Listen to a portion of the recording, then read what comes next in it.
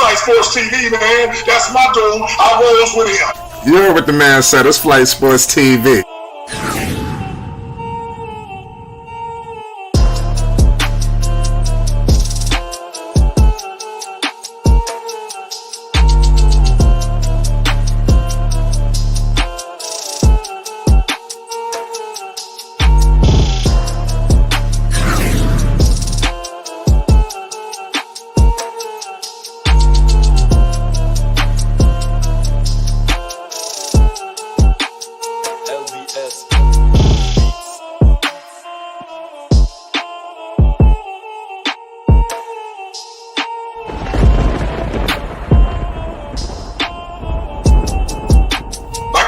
Flight Sports TV, that's where it's at.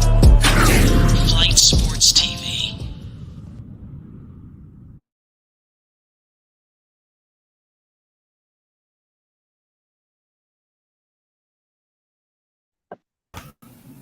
What's going on, people? It's Flight Sports TV. I appreciate everybody for checking with me. Right now, we got ourselves a good one. You already know what it is. We got the Boston Celtics stomping a mud hole in the Miami Heat ass right now. It can't get no uglier than what's taking place right now. It's getting real rough and nasty.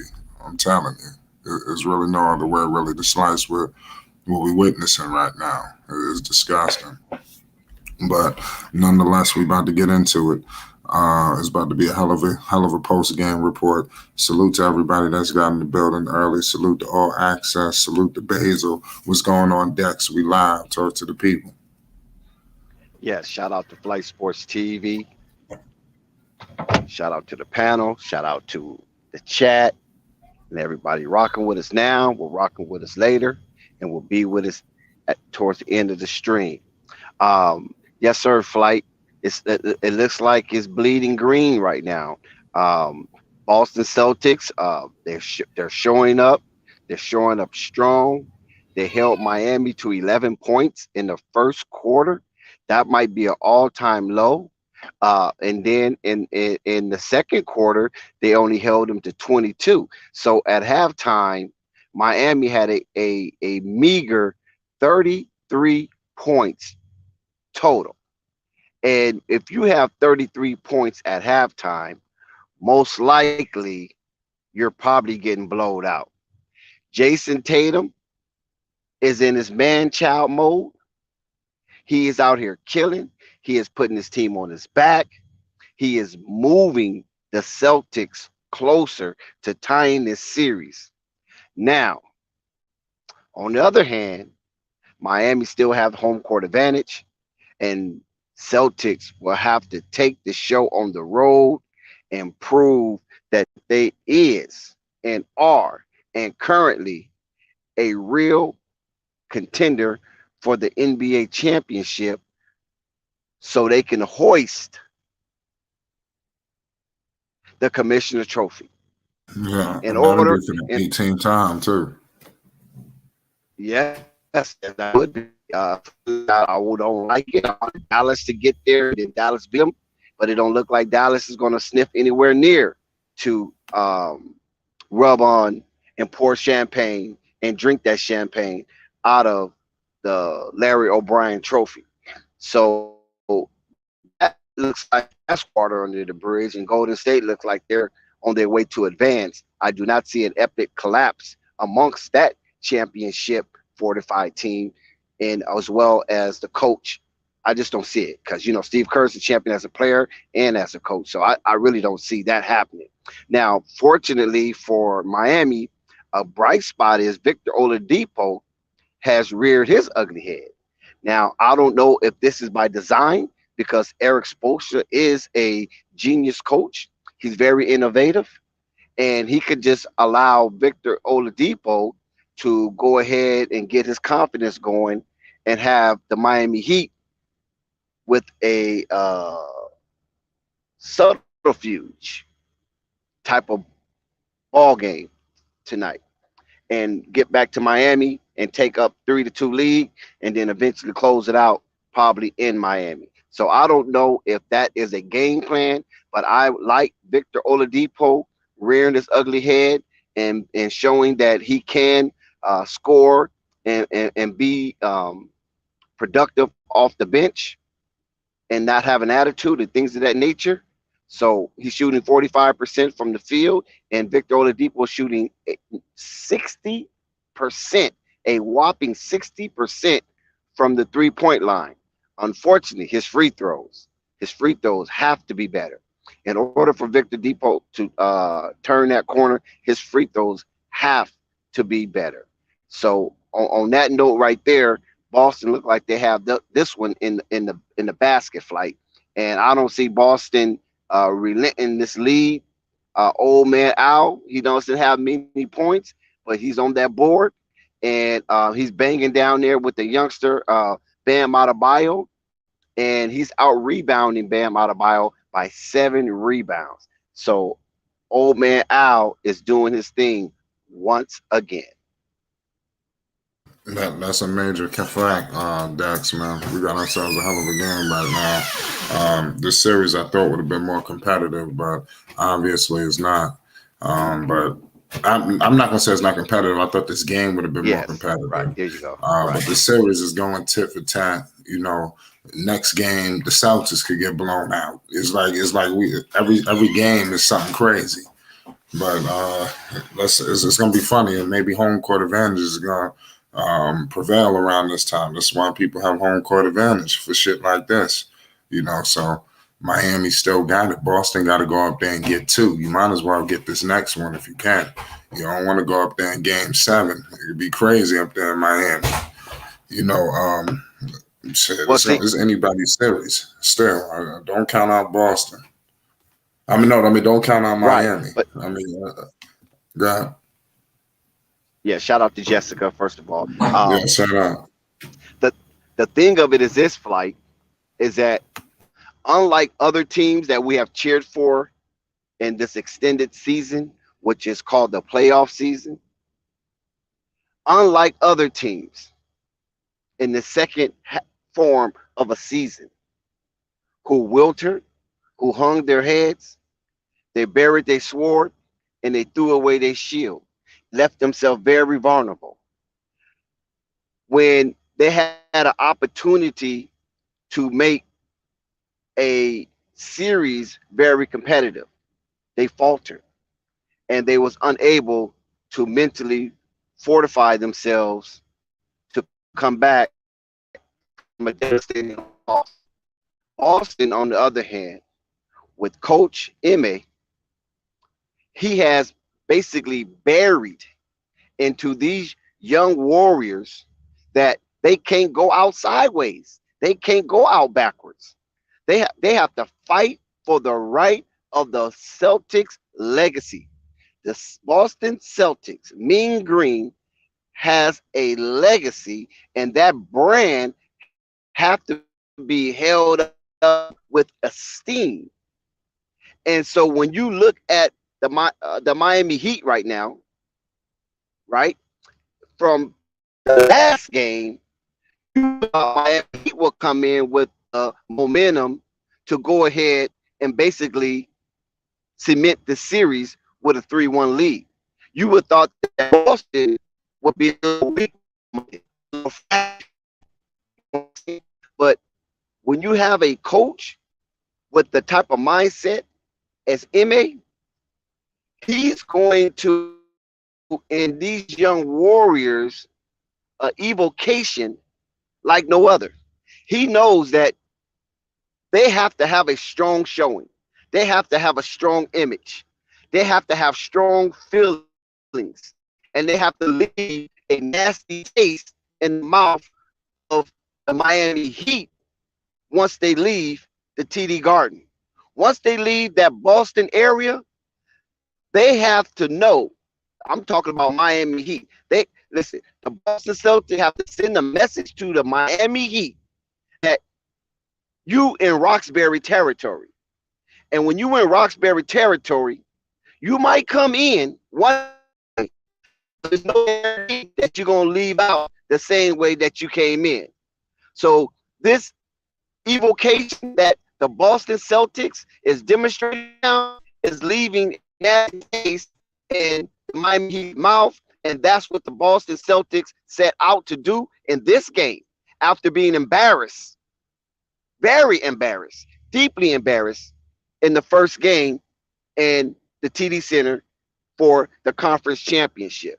So Miami's going to take this memory of this butt whooping, go down to South Beach, fiddle them their feet in the sand, sprinkle some of that Atlantic water or the Atlantic Ocean on their face, and try to erase whatever happened up here and down the street from Roxbury, Massachusetts, which is an area, a rough area of Boston.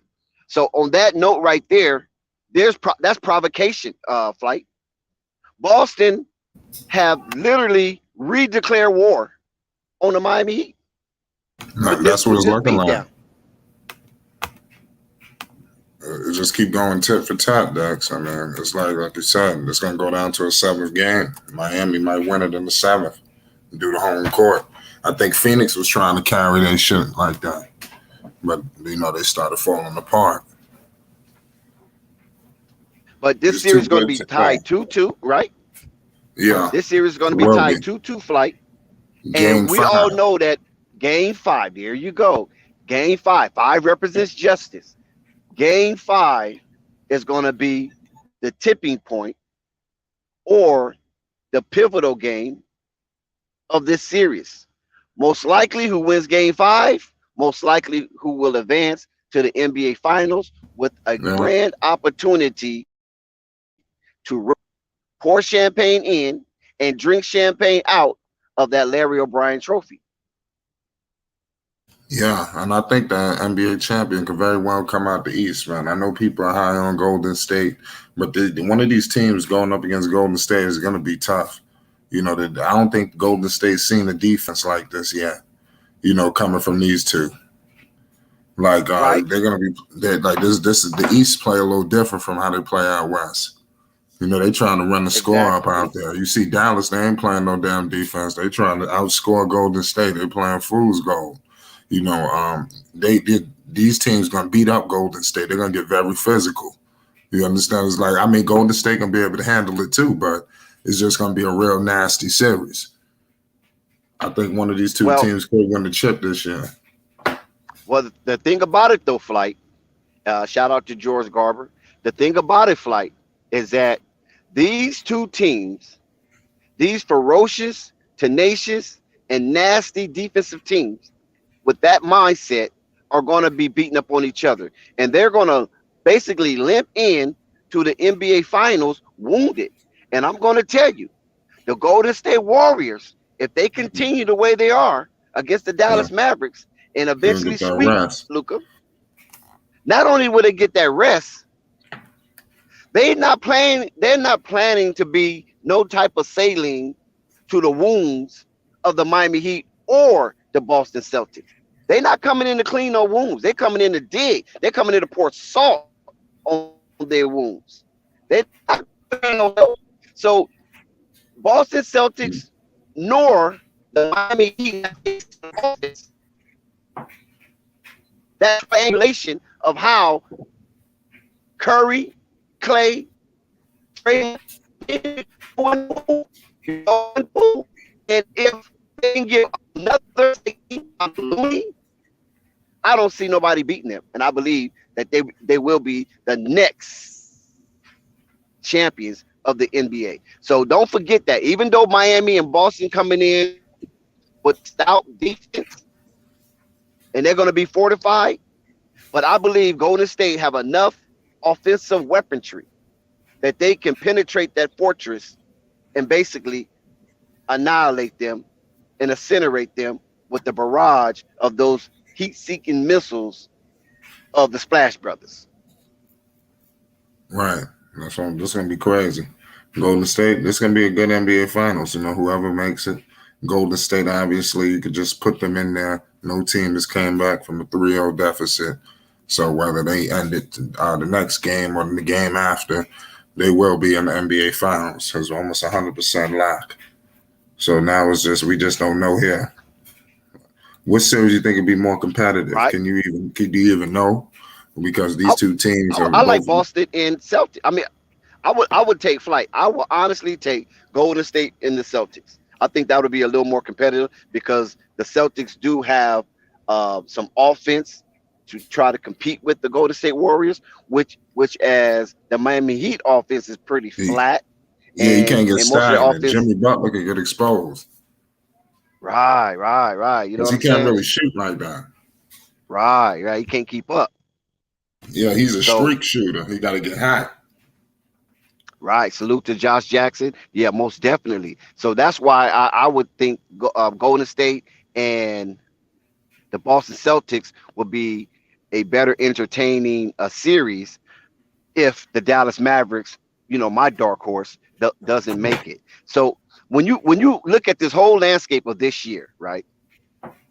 Last year you had the Milwaukee Bucks springing out of the East, and eventually Giannis got over the hump, winning the champions, winning the finals, and becoming finals MVP.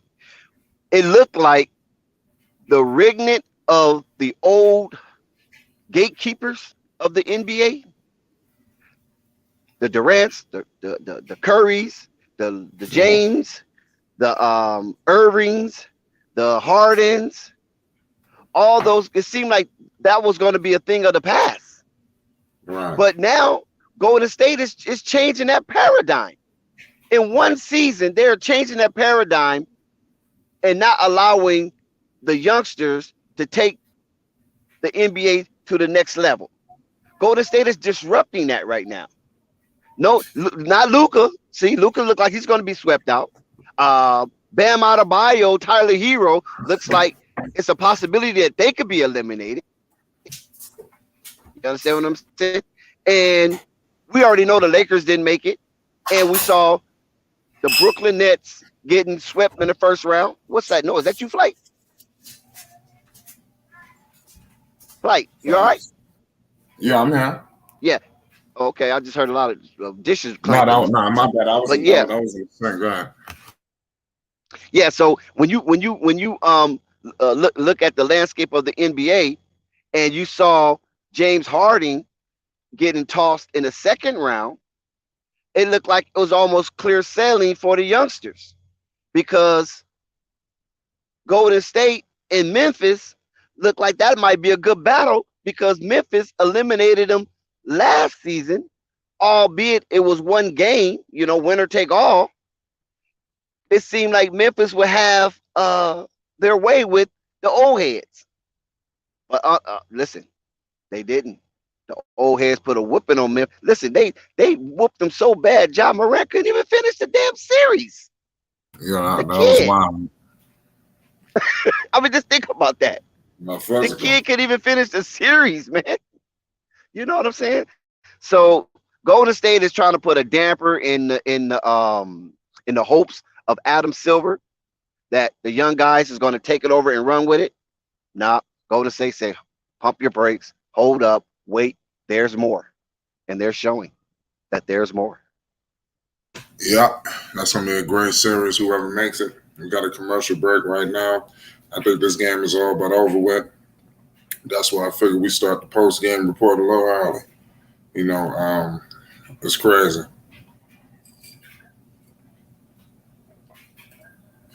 So when we see what's going on right now, it's great for Boston that now they seem like because it was looking pretty crazy the other day. Miami, it was in full command of this series because when you Right. lose that first game at home, it's kind of psychologically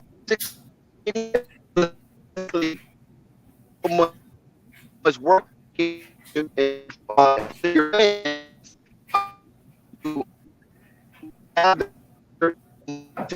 And your Dex, he's starting to break out. I don't know if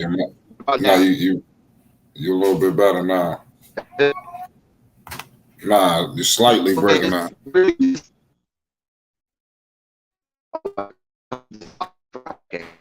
What about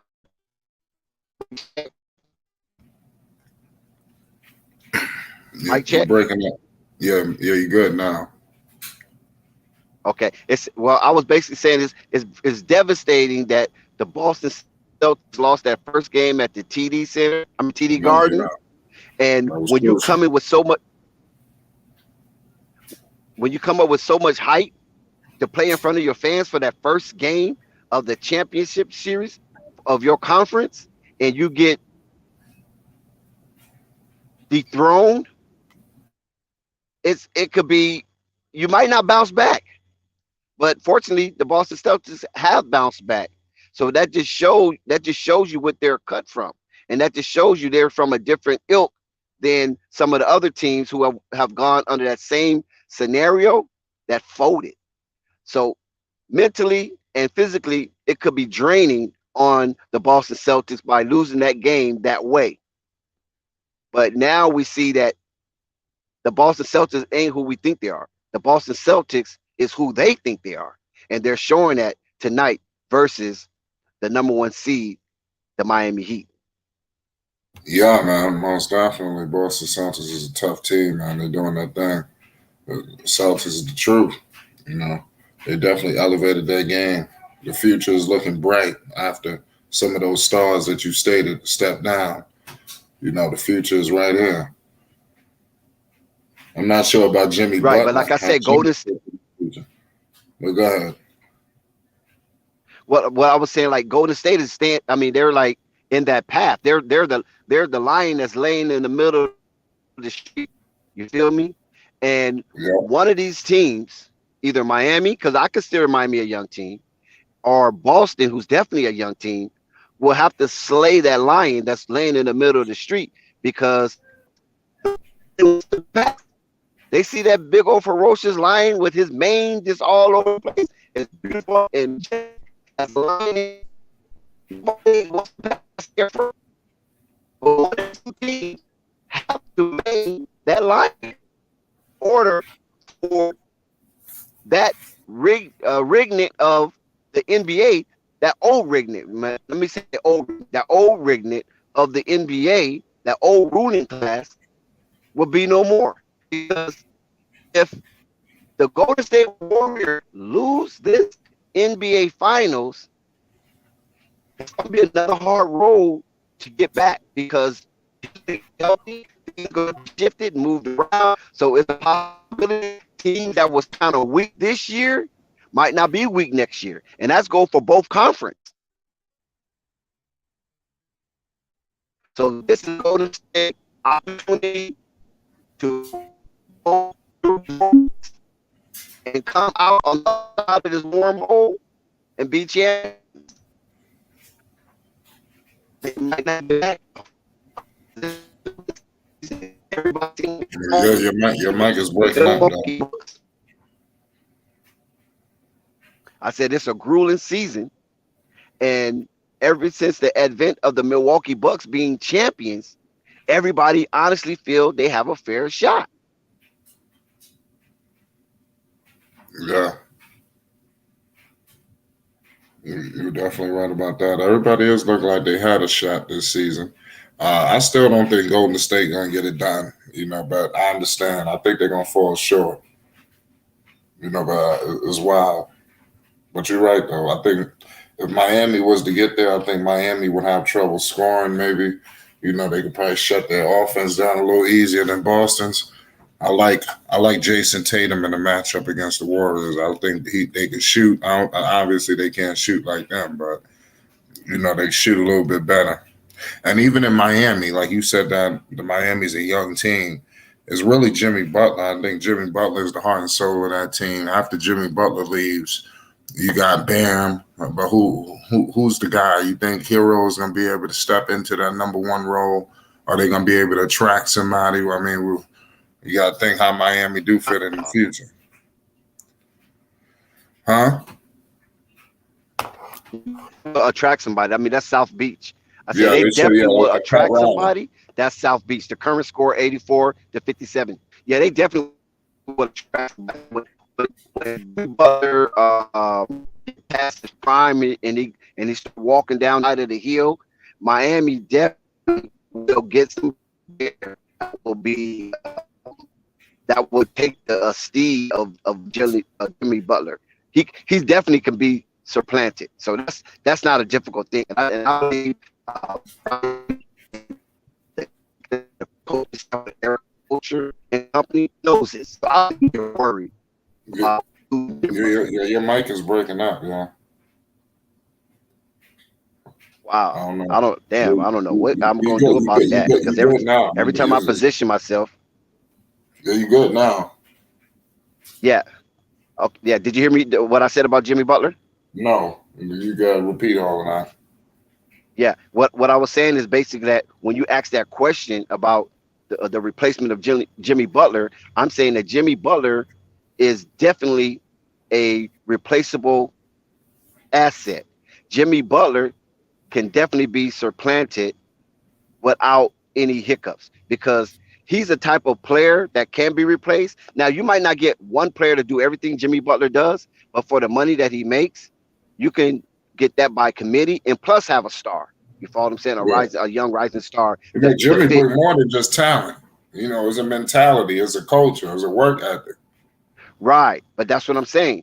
But the money that you pay Jimmy Butler and the things that he brings to the team, because you still got Udonis Haslem there. You follow what I'm saying? Yeah, he'll be in He's the front actually the office. rock. Yeah, but he's actually the rock of the team. Jimmy Butler is just an extension of that, but in a younger He'll version. get on Jimmy. I think Right, him and he'll get Jimmy on got Jimmy. into it. No doubt, no doubt. So, like I said, the Miami Heat and Pat Riley and that executive staff, Eric Spoelstra and that coaching staff is not worried about Jimmy Butler climbing the mountain and start coming down on the other side because that's an organization that is very attractive. It's prime real estate, and they can get people breaking down the doors to get there. And you got Brandon Ingram, Baby Durant waiting in the wings to get down to Miami. I mean, you can best believe that. And especially if they say, okay, Brandon, this is your team. Jimmy is whining. He in his dog tooth years. Come on down. You don't think Brandon Ingram would take that? Remember, they was fishing for him. They was fishing for Brandon Ingram. Don't forget that. So yeah, he was coveted by Miami, and I think Miami will be good for him because that not only are there a better version of the Pelicans, but the Pelicans right now is basically a derivative of the Miami Heat in that type of atmosphere, generating and trying to bring forth that type of winning mindset and tough mindedness. So he's getting trained right now to be able to fit in a Pat Riley system. That's Eric Spoelstra system, not Pat Riley system. Eric Spoelstra system through the auspice of Pat Riley. That's how we want to put that. We want to put it in its proper context because we don't want nobody to lose any credit for what they're contributing to that culture down there. So yes, and plus remember, how LeBron James and Jermaine O'Neal talked about the 8% body fat and things of that nature play for Miami. Yeah. Brandon Ingram was right there. You don't have to fight to maintain that. He's already that. You feel me? So it wouldn't be no struggle. It'll be a seamless fit. It'll be symbiotic, right? To fit in that type of atmosphere and go ahead and thrive. And he'll be thriving in South Beach, and he'll get really recognized for his talent than he is in New Orleans. And he definitely will be a perennial all-star playing in Miami, putting up the same numbers he putting up in New Orleans. If he put that up in Miami, he'll definitely be a perennial all-star. There'll be no looking back. So he'd be headed to the Hall of Fame. Right. No, that's big facts. He will be headed to the Hall of Fame. Salute to Isaiah Curry. He says, we're not going to have a cap space to bring in BI. We would need to trade either Bam or Hero. I think you might be talking a little further on down the line. I'm not sure. BI, yeah, I'm talking further down the line. Yeah, I'm talking about just after. that deal. I think he was. Yeah. I think he got a couple of years to go. After what's his name? Jimmy. After Jimmy Butler, Jimmy Bucket Butler. After he start winding down, he'll probably start taking less money on his contract because his output wouldn't justify being a semi-max player or anything to that nature. So he would definitely have to take a pay cut, and Brandon Ingram probably can, seamlessly fit over. Might make a few moves off the bench or whatever. Victor Oladipo could be expendable in that. You know what I'm saying? Duncan Robinson definitely would be expendable, and that's something that New Orleans could use also. A Duncan Robinson type player. You follow what I'm saying? And whatever else asset they would get for a Brandon Ingram if it gets to that point somewhere down the line, but not nothing in the near future, because Butler is definitely healthy. He's definitely strong, and it looks like he got a good solid 5 years left. But I'm just saying, little down the line, Brandon Ingram might be about 28, 29 or something like that. Come right over into Miami and just do his thing down in South Beach, man, and enjoying his tan. Listen, they got a hell of a Hebrew Israelite community down there like none other. You feel me? He'd just be right at home. Yeah. What do you think about Al Horford? How he's been doing? He's had a resurgence. Man, like I said, old man Al, man, I really appreciate that, because a lot of times, old heads get dunked on. I mean, not dunked on literally, but dunked on with criticism and things of that nature. You stayed around too long, get out the lead, old man, give that spot and that space to a young man that's going to be more productive, more vibrant. But listen, old man Al still got some spry in him. He still got some spring in those little chicken legs of his. You feel me? He is still lively, he is vibrant, and he is very effective in helping Boston Celtics get to the level that they are, and will continue to help them to get to the level where they need to be, and even more get to the level where they can consider themselves champions of the NBA once again for the 18th time. Yeah, that'll be a major accomplishment. God damn, I'm telling you, the Celtics up 30 right now. Good God. I mean, how you going to explain this shit? I got 28, 90 to 62, but that's still an listen, what happened to this third quarter? Both teams only scored 19 points. So it seemed like, they wanted to sleepwalk through that third quarter. I don't understand that right there. 19 points? That's what it looked like. For no good reason. But it was sad what happened. But I like what Spoelstra is doing. You know what I mean? He's kind of waving the white flag a little bit. I don't think they're pushing hard. They might just be going through the motions, walking through their plays or doing some things that maybe they hadn't done all year long, especially with Victor Oladipo. Because when you listen, Victor Oladipo is playing good, man. The man is playing outstanding to me. Now, this could be a tipping point. This right here can disrupt what's going on in this series, and Victor Oladipo emergence and this ascension right before our eyes when we're looking at Victor Oladipo could be the tipping factor in Game 5. So Boston Celtics got to keep an eye on that. When they go back, look at the film, watch what Victor Oladipo is doing, because right now it seems like he's a stealth bomber. He is that, he's gliding through, nobody's paying attention, then all of a sudden, wham, you feel me? Under the radar, undetected. So I don't know if that's the case, if there's some skullduggery going on with Eric Spoelstra and Victor Oladipo. I'm not sure, but I like what I'm seeing with him coming from that injury and being acclimated amongst this talented core of young, vivacious type players. Victor Oladipo needs this. He needs to see that ball go into the bucket, and he needs to see that ball go into the bucket often. You're right. Shout out to the best worst gambler. He says night Heat. That's what it's looking like. Don't count out Miami. This series going back and forth, so it's gonna be interesting to see where it goes next. Yes, because right now Miami is down 23, so they cut into that 30-point lead by 7 on a 7-0 run. But like I said, I just like what I'm seeing with Victor. I believe Eric Spoelstra, honestly, is going to let this game ride out and going to let Boston have it, because Boston right now, the momentum and the energy that they're working with right now, you can't disrupt that frequency amongst them. You follow what I'm saying? It's magnanimous. Boston's going to probably walk out of here with a win, an easy win. But at the same time, Miami might have found something in Victor Oladipo, and we have to watch this, because I've seen so many basketball. I've seen so many dribbles within a game. And sometimes you look for that odd dynamic to see if that will carry over for the rest of the series. And right now, I think Victor Oladipo could be that odd dynamic that the Miami Heat been looking for, especially Duncan Robinson laying the egg during the postseason. They need another off that bench. And Victor Oladipo is a very seasonal veteran player, all-star. So he knows what it's like to be in the throngs of battle by being with Indiana and things of that nature. So Victor Oladipo, I'm telling you guys, watch out for him. I'm looking at him because I'm thinking about in the future, especially for Game 5, put in a player performance wager on him because I'm definitely like what I'm seeing. They're down big, but Victor Oladipo is playing big.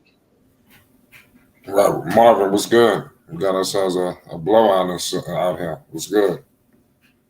Shout out to the panel. Shout out to the chat. What's going on, Dex? Flight. What's good? What you got Oh, going on? man. I just turned on the game and just looking at Victor with 23 points. No, you late. Well, I was into some more business. I understand. You ain't missing nothing. Yeah, I know. I mean, I figured Boston gonna pop back in this one anyway. They ain't finna go down like Boston ain't finna fold up. Boston got a good team, man. And look like Jimmy played today. 3 out of 14, huh? He didn't have no good game. Was he bothered with that knee? Did you guys watch it, Dex? Did you watch it? Did it look like Jimmy was bothered? Was that knee bothering him? Actually, I didn't watch it, but I was watching the game cast. You know, you watch the game cast. I didn't watch the actual game. I was just watching the game cast, so I wouldn't be influenced by anything. You know what I'm saying? Because when you watch the game cast, you can get play by play, but it's just a tight play by play. It's not no speaking. Yeah. But I see. I was just looking at Jimmy's stats. He was just 3 out of 14. Shout out to Uncle Vern. What's going on? He's still having some problems. And there's Kyle Lowry laying another egg. What up, y'all? What up, y'all? What up, y'all? 3 points. What up? But it looked like that might just go down to the wire. That's gonna be a tough series, man. Like we mentioned this earlier, Light and Dex, about by the time these guys get to the finals, one of them, they might be burnt out, man. They're killing each other, man. Exactly, huh? Yep. You know, I don't know if they're gonna have enough to run around behind Golden State. That's what they're doing. Golden State might be licking their chops right now. Hey, man, listen, these guys killing each other out here, man. It's tough. It's good, hard-nosed defense. You know, these guys. Shout out to they get injured here and there, man. It's gonna be rough on them in the finals, guys. Yeah, that's what I was saying. Yeah, what you think, Uncle Vern? No, Vernon checked out. Nah, Uncle Vern right here. Hey, no, I'm still here. I ain't going nowhere. Hey, Flight, look here, Flight. You didn't ask me what I've been doing today. It's Flight, good. I'm gonna tell you what I've been doing for the last 5 or 6. Flight, look at what I've been doing for the last 5 or 6 hours, man. I've been watching that kid Austin. Boy, I watched the Spike the last one already 3 times already today. Flight, let me tell you about that young boy. And then I went back and watched all the other ones behind that one. That young boy ain't doing nothing but get better and better, Flight. I'm telling you, Flight, he gonna be great, Flight. He gonna be great. Flight, do you hear me? Yeah, I'm listening. Yeah. What I'm saying, Flight? Man, that young boy gonna be, Flight. That young boy, I'm telling you, that young boy, I'm tell you, hey, Flight, he gonna be something else, man. He gonna be a joy to watch, man. And look here, I'm gonna tell you something. The rest of them guys better watch out trying to mess with him. I think they already know that, Flight. I think they want to stay as far away from him as possible. I think if they got good sense, I think they'll stay away from him. That's right. He'll give them a bad. Flight. He'll give them a bad day, and he'll make them even if he lose, Flight. He'll still win because he looked too good. That's right. He looked too good, Flight. He looked too good and he looked too comfortable. And he make it Yeah. look easy, and the judges see that. That's what the judges be saying. They see how easy it is, how he be effective with his punches. He got a package, boy. He got a package in one way, Flight. I'm sorry, I know y'all ain't talking about fighting, but Flight, that's No, what I no, think. no, no. It's good. We're gonna get into it. We're gonna get into it. But before we're gonna continue but we're gonna get back to the boxing talk. We got a lot more to talk about that. But how you see this game went that just happened? What was your thoughts on this? I mean, they got No, Miami. How you see this? Yeah. you know what? I'm thinking the Zip Master. I'm thinking the Zip Master. Gonna be right, man. Boston. You know what I'm saying? It gonna seem like whoever win the next to the last game ain't gonna win. You understand me? Whoever win the next to the last game ain't gonna be the ones gonna win the next one. It seems like whoever had the last game out of the series is gonna be the ones that's gonna win the series because it go back and forth. Because Boston is good. They catch up like that. Boston is good. They keep up. So it's kind of hard to bring them back down because because of their coaching. I think because of their players that they can come back and advance that next game, not giving you even better games than they gave you. They learn from their mistakes. You get it? Yeah, you got it. Right. Yeah, and they learn real good. Boston learned real fast from their mistakes, and that's the kind of team that's dangerous. You can tell they did that against the Bucks. They didn't give them a chance to breathe. No, that's But big facts. Yeah, Boston looking Milwaukee good Bucks right now. lost. Boston won. Boston won tonight? Yeah, it's over with. Yeah, they broke the Okay, they won. Bet. broke the 100% mark. I don't think.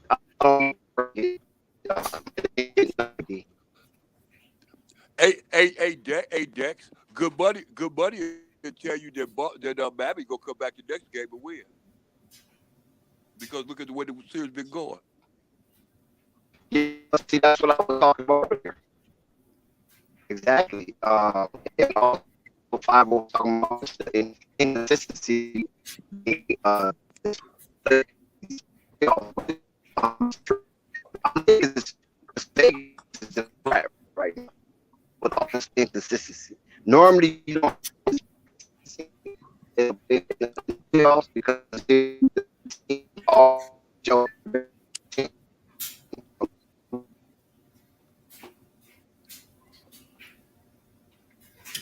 Yeah, he broke up completely.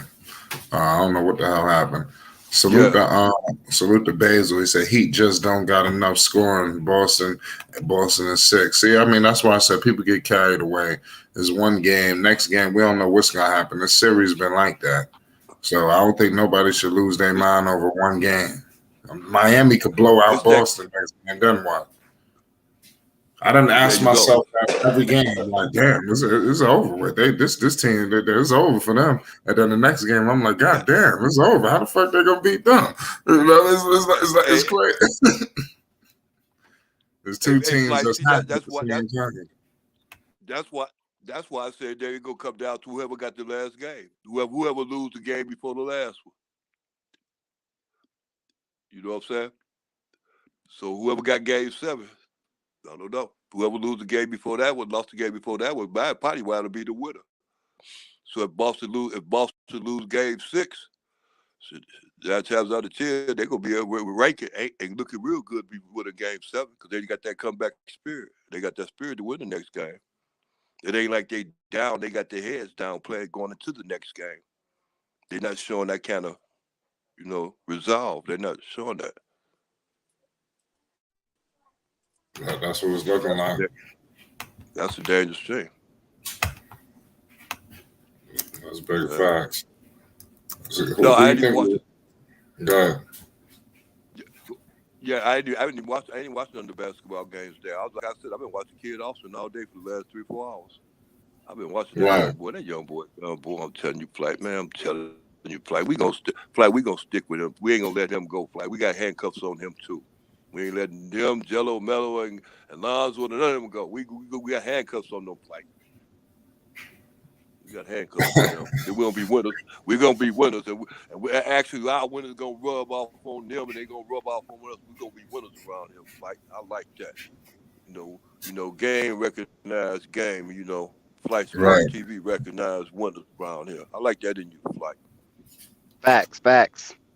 Yeah, well, Yeah. we appreciate him. But who you think will win in the NBA Finals? Who would be a better fit in the NBA Finals to go against the Golden State Warriors, the Boston Celtics, or the Miami Heat? I'll ask pretty much the whole panel. I think Dex answered that. Hey, What's up? Drew, before you say that, look here. Is Luke out of it already? Luke already out? They down 3-0 on Provide. They down 3-0? Damn. Yeah, who the hell? Flight, go ahead. He said Flight Sports TV out here coughing. What am I coughing? Go ahead. Salute to Ali Payne. Oh yeah, dude. I don't know what he talking about. He got smoked. Well, Yeah. so who did you say would be a better fit in the bad. finals? You said, Slim said Boston was a better fit in the finals. So Celtics I think Boston coming out of here. It really don't make no difference because Miami got Heat too, so it really don't make no difference. Either Boston or Miami, really two of the same type teams. Oh yeah, understand me? They gonna bring it to you coming up out of the East. They gonna represent the East. Which one to come up out of? They're gonna be nice. Yeah, it's facts. Yeah. Yeah, man. I could see Miami definitely going against the Golden State Warriors and finding a hard time scoring. I could see a situation like that where they fuck around and go ice cold. I don't really see that because of the simple fact that Miami, because what's the name? Golden State defense really ain't like all that. Golden State ain't really shut nobody down like that on defense. I think Boston got a better defense than Golden State do. Golden State just gonna run you out of the gym, and it's gonna be hard to run Miami up out of the gym because they ain't gonna be stopping Miami scores. Boston be giving them Miami problems on defense. I don't see Golden State. They gonna be giving them kind of like problems on defense. I don't know. Maybe I'm half blind anyway, so don't get me to lie. But I don't see Golden State giving Miami like that kind of problem on defense, like. Or neither giving Boston that kind of work on defense. Yeah. They're just going to give you the run. They're going to give you the run. And then they're going to give you the run. And Boston going to run with them too. Whoever it be, Boston going to be able to run with them. And if it be Miami going to be able to run with them.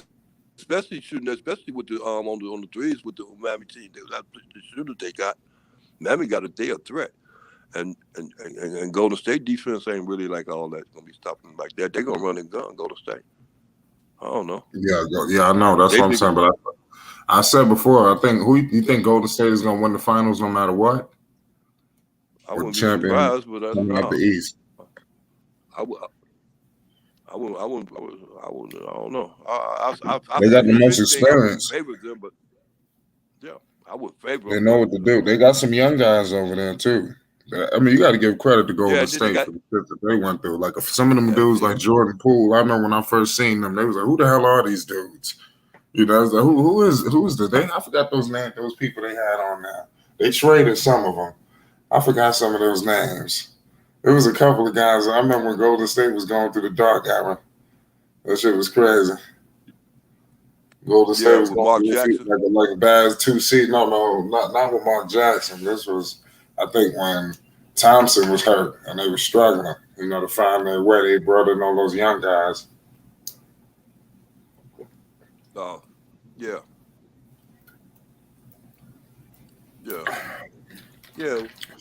Golden State really was.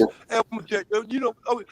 My biggest question is, who I want to see this one. This is what I want to see. I want to see who gonna be if Golden State do win the championship and then they get the whole trophy. I want to see who's gonna be the most valuable player coming up that's going to get the team MVP. Because Steph and Clay never got it before when they won them championships. Neither one of them never got the team MVP. Iguodala got the other one, and then what's the name got the other two with the other championships. You understand me? I wonder who's going to get the team MVP. I wouldn't be surprised to be Jordan Poole. You get it? No, you really don't, do you, Flight? Okay. Jordan Poole ain't going to win the MVP. Curry need to go get that MVP and stop playing. There's a legacy-defining moment for him. Okay. You can't keep going to the finals and not winning the MVP, and you're that great. Now it's no KD, is no excuse. Yeah, that. Hey man, Is just like Iguodala still now playing? you get it. Iguodala Huh? still out there? Somebody let me know Yeah, if Iguodala still playing. I ain't he on seen him. Boston, ain't he? I mean, he on No, he on Golden Golden State, ain't State. he? Yeah, Yeah, but I no, don't. he's still on Golden State. Golden Yeah, State got him he's back. still there. He's He I just think ain't he's on playing. the He ain't IR or suited up. something. Yeah, I'm Yeah. gonna say he hurt. I was making sure he Yeah, wasn't he ain't playing. I'm about to suited up. say they would have had the whole game. Right. He ain't suited up. Yeah, They're gonna know Iguodala, he what to back do on. when they That's get to good. the They just trying to finals. do that same That's gonna thing. be the only problem. All right. Those teams gonna run into problems with that.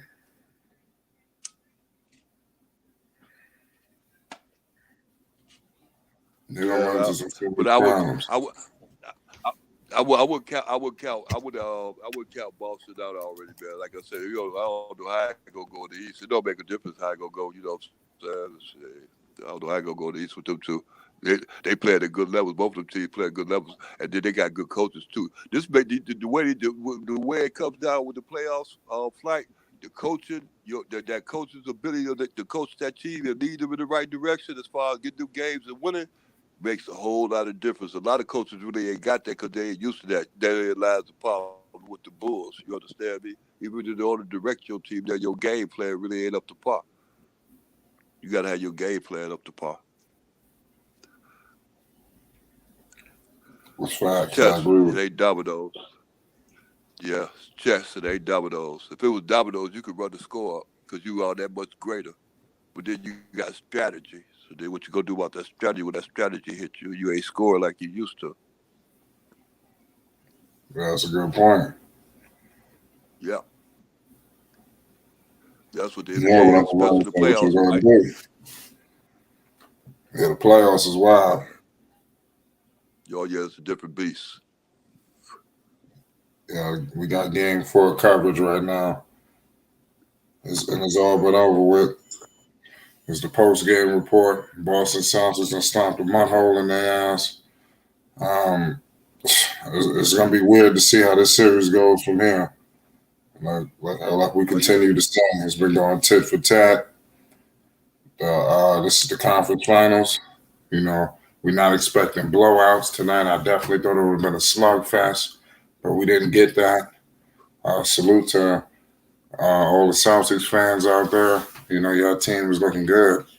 Give Boston credit, man. They definitely overachieved, man. You know, they got a good organization. You know, they got from top to bottom. You know, so the players are benefiting. The pedigree is there. So people can just come in, even Golden State, like they got a pedigree, you know. So you can have a Jordan Poole come in there, and you know he could just fit right in, because the system is in place for him. And now all the guys are back. You yeah, know, Thompson's continuing to get back and back and back more in form. You know, I think that it could get even more dramatic in the next series, depending on whoever gets out, whether it's Miami or Boston. right. I There's a lot more agree. basketball to be played. It's really the other guys like shit. The supporting cast eventually is gonna have to come to play, especially for the Boston Celtics going out west. CWE says it's too obvious to pick Warriors. Look at who they played. That's what I was saying before. They haven't played a defense like this either. No matter it's Boston or Miami, Right. the Golden State Warriors have not faced a stout defense of this magnitude. I'm not saying that these are the two best defenses of a generation or nothing like that, but they're one of the better defensive teams that's still running around in the playoffs right now. I So, think the Golden State Warriors will pulverize either one of these teams, mm, especially since Clay is there. Listen, you got a three-headed monster, right? And I'm not talking about Draymond as a three-headed monster. I'm talking about Poole, Curry, Clay. Then you have Draymond, far as the defensive wise, and with the leadership as a champion. There's nobody that the Golden State Warriors is facing in this playoffs as a champion, especially none of the leaders from Right. no team. Exactly. That is a different monster in itself, because that type of fortitude that it takes to become a champion, and this is why Rudy Tomjanovich made that statement: never underestimate a heart of a champion, because once you a champion, guess what? You always a champion, and you know what it Because you takes know to how. reach that finish line. Yes, you know how, most definitely, Uncle Vern. And that's a difficult thing to Yeah. become, especially when you're playing a champion that's won a championship since 2015. You follow what I'm saying? Well, then took a little break, then won two in a row, and then was on the advent of winning, having a three-peat. If it wasn't for the injury bug that plagued the Warriors that year, they would have most definitely would have had a three-peat.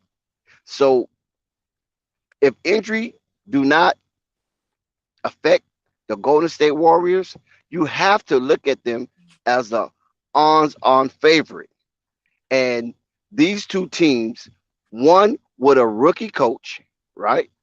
Another one, another one, he's a championship coach. I'm gonna give him that. Eric Spoelstra is a championship coach, but he doesn't have any championship player except for Haslam. I mean, Haslam's not on the court, so I mean, you got to take that with a grain of salt.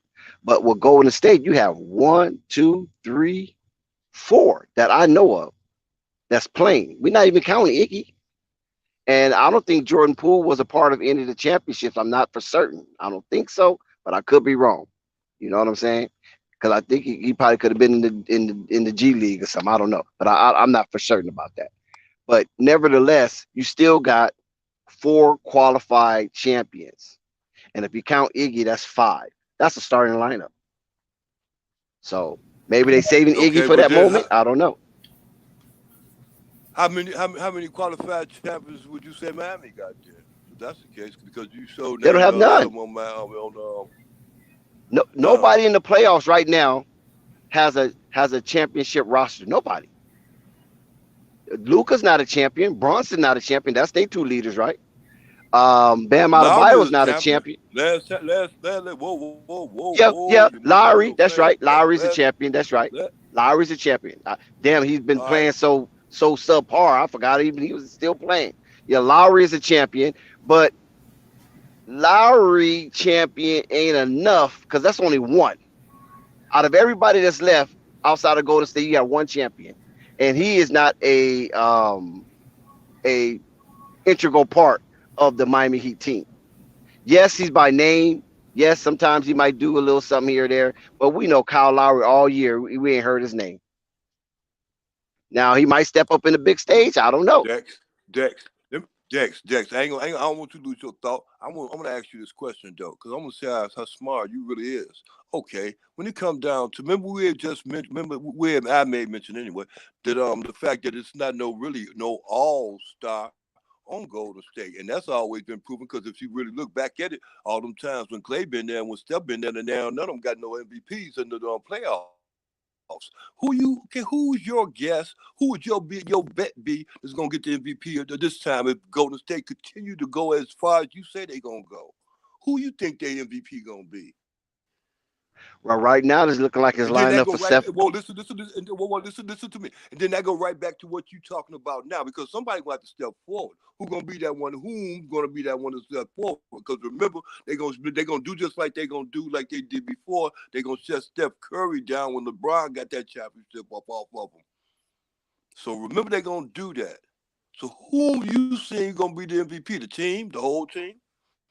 But see, the thing about when LeBron, see, that's a whole different scenario when LeBron beat the Golden State Warriors. You know, we know It's they almost the received. same scenario because they got almost the same players you got talking about right now that's gonna be so great. But except they got Poole, Jordan Poole is the only difference. So therein lies my question: whom you say gonna be those all star? I mean the MVP or that tournament or that situation you say they go advance in? Whom? Oh, yes, that's Whom? easy. It's that's easy. That's one of the easiest take I'm going to make this year. First of all, let's go. Let's revisit history and go back where LeBron beat that 73-9 Golden State Warriors team, that phenomenal Golden State Warriors team. What happened? They received a stimulus package in that series. Okay, so let's not forget that they Fuck received a that. stimulus package, Who? L.A. and they L.A. no, I'm talking about We know Cleveland, Cleveland. Cleveland, Cleveland, Cleveland, Cleveland, Yeah, Cleveland, Cleveland, so I'm talking Cleveland. about Okay, Cleveland. now, Yeah, so yeah. Cleveland received a stimulus package in that series, and they took advantage of it, and they end up winning. Golden State was not able to recover or regain their momentum or their swag, and LeBron wiped them out.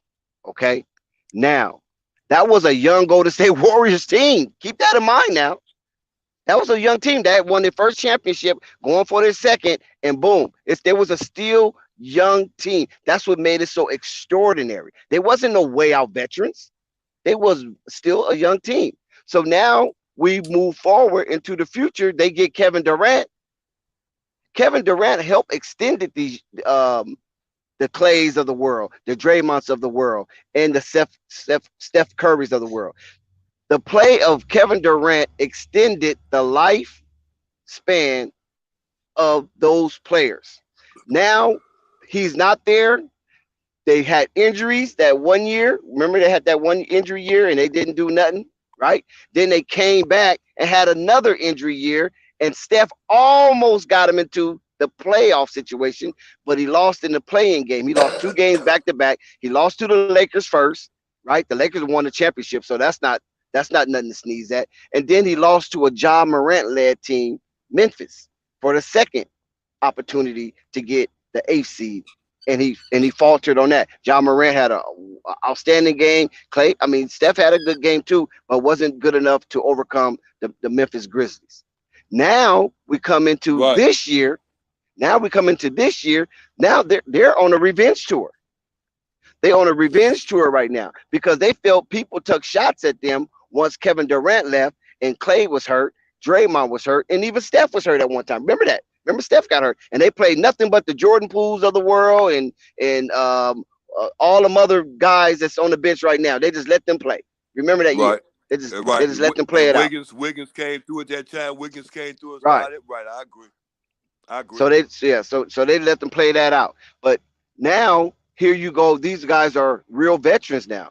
Remember, I talk about the Rignant class of the NBA, which is the ruling class of the NBA. The Golden State Warriors have 3 of those guys: Clay, Steph, and Draymond. They are those part of that gatekeepers of the old NBA. They're part of that LeBron, the Durant, the Dame Lillards, the what's the other guy name? I said earlier, Kevin Durant, Kyrie Irving, Harden. You follow what I'm saying? Yeah.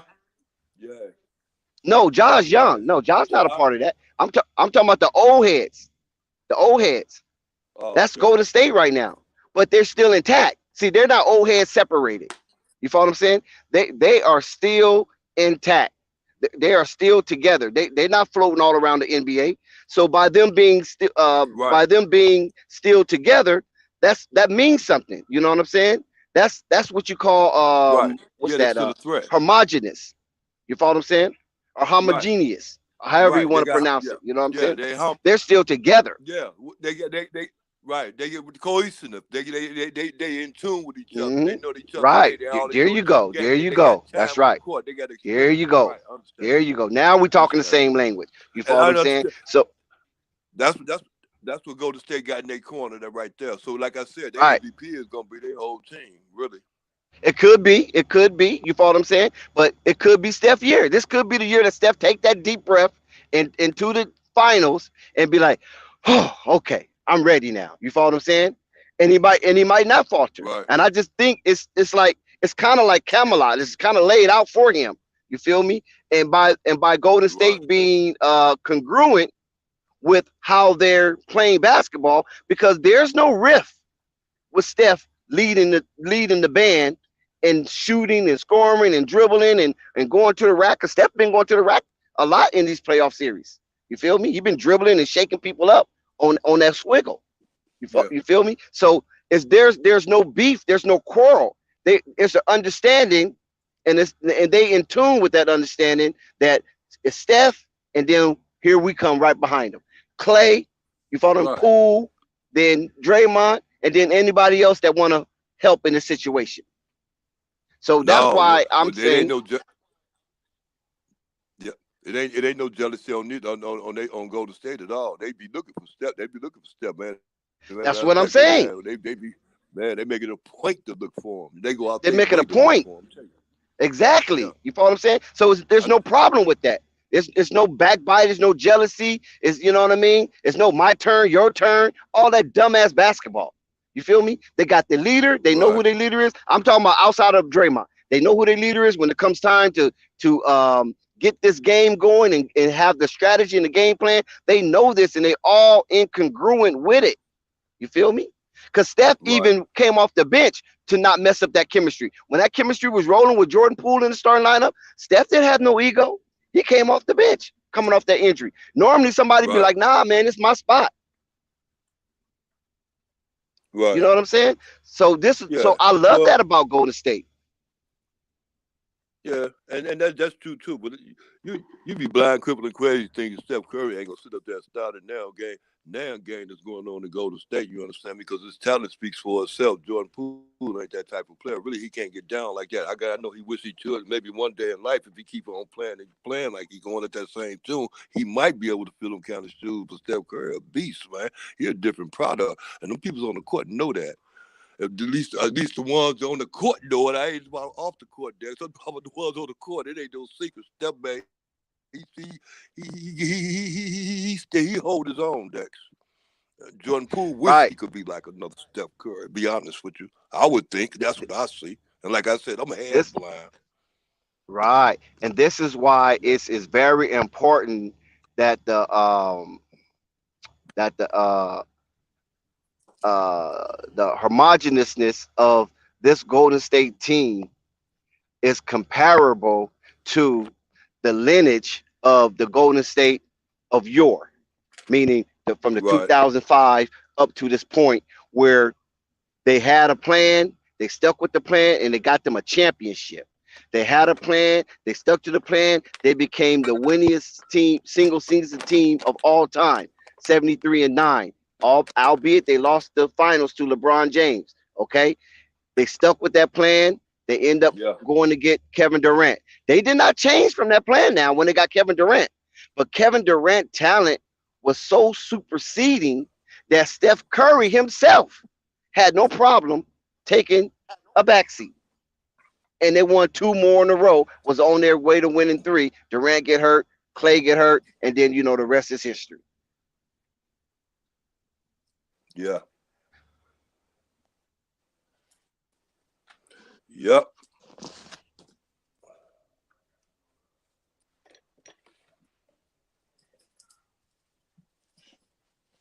So that's why it's very important that when you look at the correspondence within the Golden State structure, it's nearly perfect. I mean, nothing's perfect, but it's nearly perfect.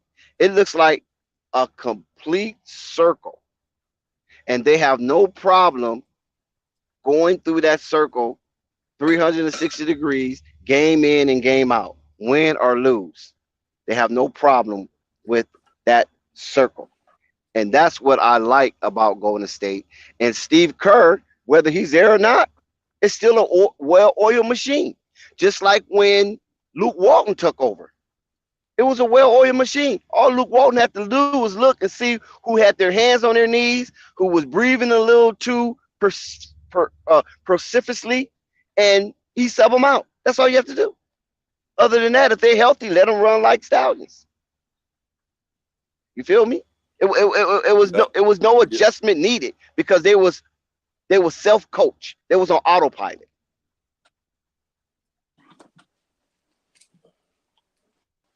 They're champs. They know how to win. You cannot underestimate a heart of a champion. RIH Rudy Tomjanovich. You can't do that. And that's in any sports. And that term, slogan, phrase, whatever you want, how you want to use that idiom, that goes across all sports genre. A champion is a champion. You know what I'm saying? And neither one of these teams, the Dallas Mavericks, the Boston Celtics, and what's the other team? The Miami Heat. They have not been in that battle zone in a very, very long time. Right? For Miami Heat is damn near what? 10 years since they won a championship? Well, yeah. Nearly, Yeah, right? when they Nearly have 10 years, 8 years. LeBron. Yes. Yeah. So, yeah. Yeah. So it is what it is. You know what I'm We'll saying? see, Jack. Oh my God. Tell me about Yeah. it. 504. Please don't compare me to that snake oil salesman, David Griffin. Please do not do that. That's disgusting. How dare you? But so that's why I like Golden State. I think Boston will give them a good run for their money, and it'll showcase Ime Udoka coaching skills against another Popovich understudy and Steve Kerr. You know, he has some Popovich with him too. I know he's a Phil Jackson disciple, but he got some Popovich in him too. So don't forget that. We can't leave Popovich out of that. You know what I'm saying? So yeah, he got some Popovich in him too. So. Matter of fact, Steve Kerr, listen, how good is that? You got both Pop and the Zen Master. That's crazy, right? What kind of primordial soup is that? So yeah, that's crazy. And I just think that this will be a good spot for the Boston Celtics to get back into the championship because the Lakers are not there. Why not have Boston here? You know what I mean? We got to have somebody to root against, right? It's hard to root against Golden State. As long as they earn it. Yeah. As long as they earn it, Jax. Right. And so, listen, this series right here, Uncle Vern. Marvin, are you still here? Marvin, chime in whenever you're ready, Marvin. You know, we believe in decentralization. We not no dictatorship, no despots. You follow me? We ain't no tyrants, so you can chime in whenever you want, Marvin. Uncle Vern. I hear you, Dex. I'm just in the background. I'm doing some more things here. I'm gonna chime in just a second. All right, feel you. I appreciate the great takes from the great panel members. I want to say that. Right, salute, Marvin. Most definitely. That means a whole lot because you watched a whole lot of basketball. You know what the hell you talking about because you caught me out there leaning a few times. You know what I'm saying? So big respect to your mindset. Well, I'm gonna say this, Dex, and then I'm gonna step back again. One thing I don't like to do, I'm not the type to try to criticize nobody. I just step in and say things kind of in a strong way, if I feel strongly about it, and I still don't take nobody else's take for granted. I mean, we all got our ways of thinking about things, and that's what each one of us have takes for. But I just love to hear, especially when the young guys and then like tonight. Just I think it's just you and Uncle Vern, but I still like to sit back and listen. But I like to do my research in the background while I'm just listening too. But right, appreciate I already know people always fact check me though. I'm not a fool. You know what I'm saying? And this is why I'll be trying to tell certain people on the panel, do your research because they ain't gonna fact check you when they catch you out there on a limb. Don't try to get mad and start zapping people. Just take your medicine. For not doing your research. It ain't hard, just know your shit. Bubble. Right. Yeah. So to go back to what Vern was saying, with this Boston Celtics series, Vern, listen, it is so exciting to see two defensive juggernauts going at it head to head and knocking each other like you was mentioning about Kid Austin. You know what I'm saying? They bobbing, they weaving, they uppercutting. They got the combination going. Right. They got the left cross. They got the right hand. You feel me? They got the combination from the body to the jaw. That cadence of Mike Tyson. You know what I'm saying? So it is wonderful to see this type of basketball in today's finesse era. Yeah. I mean, and that right there goes a long way what you just said, Dex. You can look at the West and then look at the East, and it's like a night and day. Because now, how about when they clash? Yeah. When the West clash with the East. I mean, the outcome is I mean, a lot of people saying Miami, a lot of people saying Boston, a lot of people saying Golden State. With Dallas losing yesterday, they kind of up in the air for them. But you never count nobody out. But I can't wait, man. I think this year's playoffs has really brought back basketball because it's been very exciting. And then with the play-in, a lot of people say they didn't like it, but I thought it gave a lot of other teams a lot of a chance to at least get the experience of playoffs. They can call it play-in, but that was playoff games. So I love it. Right. It was most definitely April Madness. That's what you call it, play in. April Madness. Not March Yeah. Madness, but April Madness. What? Because all you got to do is most times lose that one game, you're done. You know what I'm saying? So you got to win in advance. And I agree with you. I like to play in too. I remember me, Zen, I think a few other panel members had a discussion of should the play in stay or go. And we know that's not going nowhere. That's here to stay. It's the earth got to turn over on this axis before that playing game is dissolved. So yeah, big ups to the playing game and giving teams a second shot. It's a moneymaker. Anything Oh, to most get the definitely. NBA more money. Anything to get the Most NBA more definitely, it's a money. money maker. That's right. They're gonna go for it. Yes, So, sir. and I just wanted to throw this out and let you guys comment on it.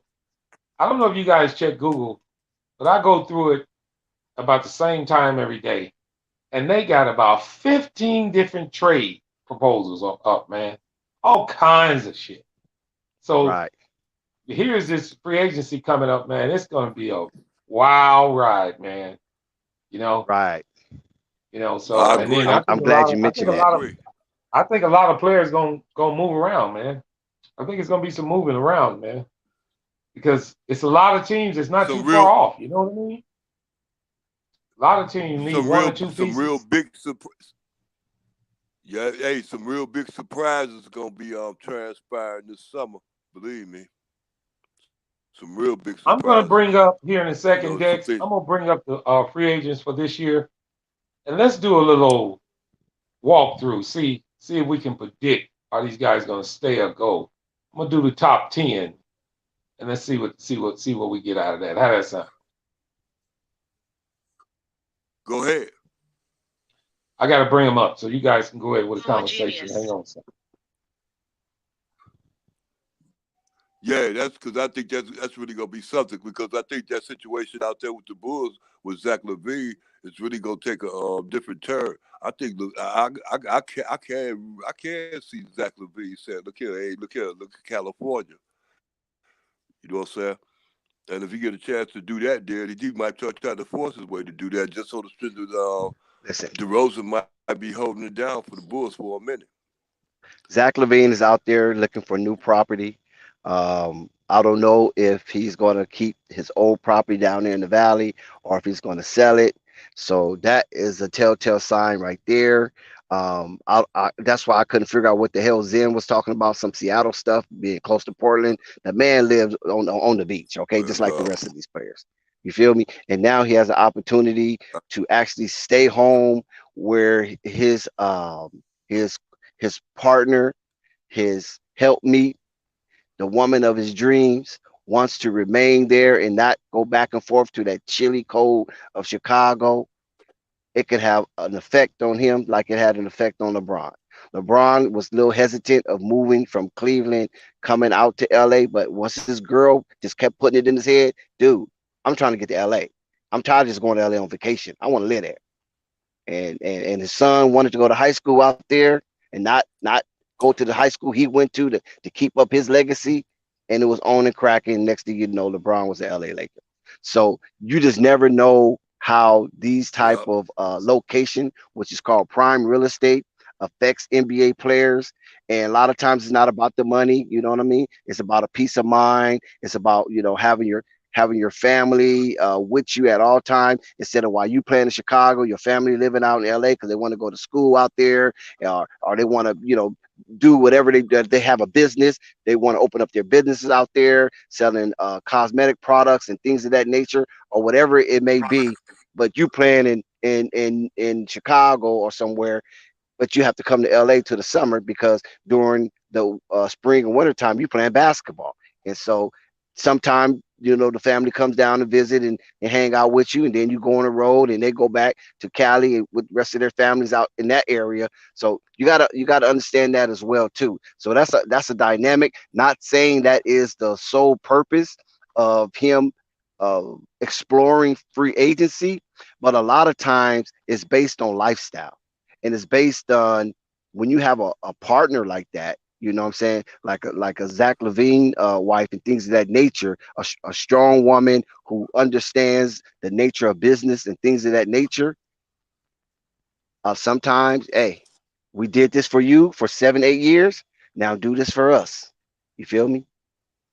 And you never know what was told. Yeah. You don't know what the pillow talk was. Okay, baby, let me play 5 years here, and I'm trying to get this super max, and if it's fudging on it, then okay, I'm gonna go where you say go. Wherever you say go this time, I'm gonna go, because you follow me to with Minnesota, you follow me to Chicago. So now, baby, if you want me to live to some degree on your terms, then I'm willing to do that, because you live with me to some degree on my term. And now we have our kids, they have age, and they need really pop around. They're not 3 or 4 years old anymore. You know what I'm saying? Where you can kind of be a little more absent, because they not really understanding the atmosphere, what's going on. But once they get about 10, 11, 12, 13, 14, Pop's got to be there, especially when you got daughters.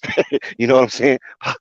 Pop's got to be there a little more often. You know what you feel me? So you just never know how that dynamic's going to shake out.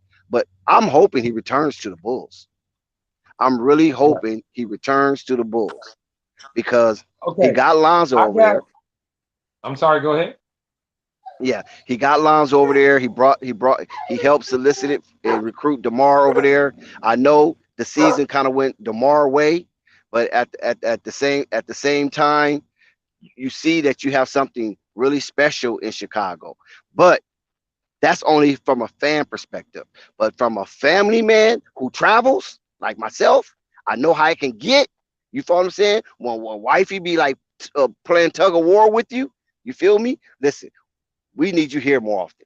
I don't care. You can transfer your job and work for this company over here where you don't have to travel as far. You still might have to travel because that's the nature of your business, but you might not have to travel so far. Maybe you can travel to Vegas and to Phoenix, Arizona, or travel up to Salt Lake City, or travel to Denver, Colorado. It's still within a distance, but it's still within your region to be home more often than if you traveling to Boston, or you trying to secure some type of contract in New York. You follow what I'm saying? Because a lot of people ain't trying to deal with New York. So because of the regulations, so you think it's an open market. Now you're trying to take your black ass down there and try to, you know what I'm saying, get an extra few bucks when you ain't got to do that. There's plenty of opportunities in your industry to work in these areas. Work in these areas, be closer to me. I need you more than ever. The kids are getting bigger. They need more chaperone. They need more guidance. They need more information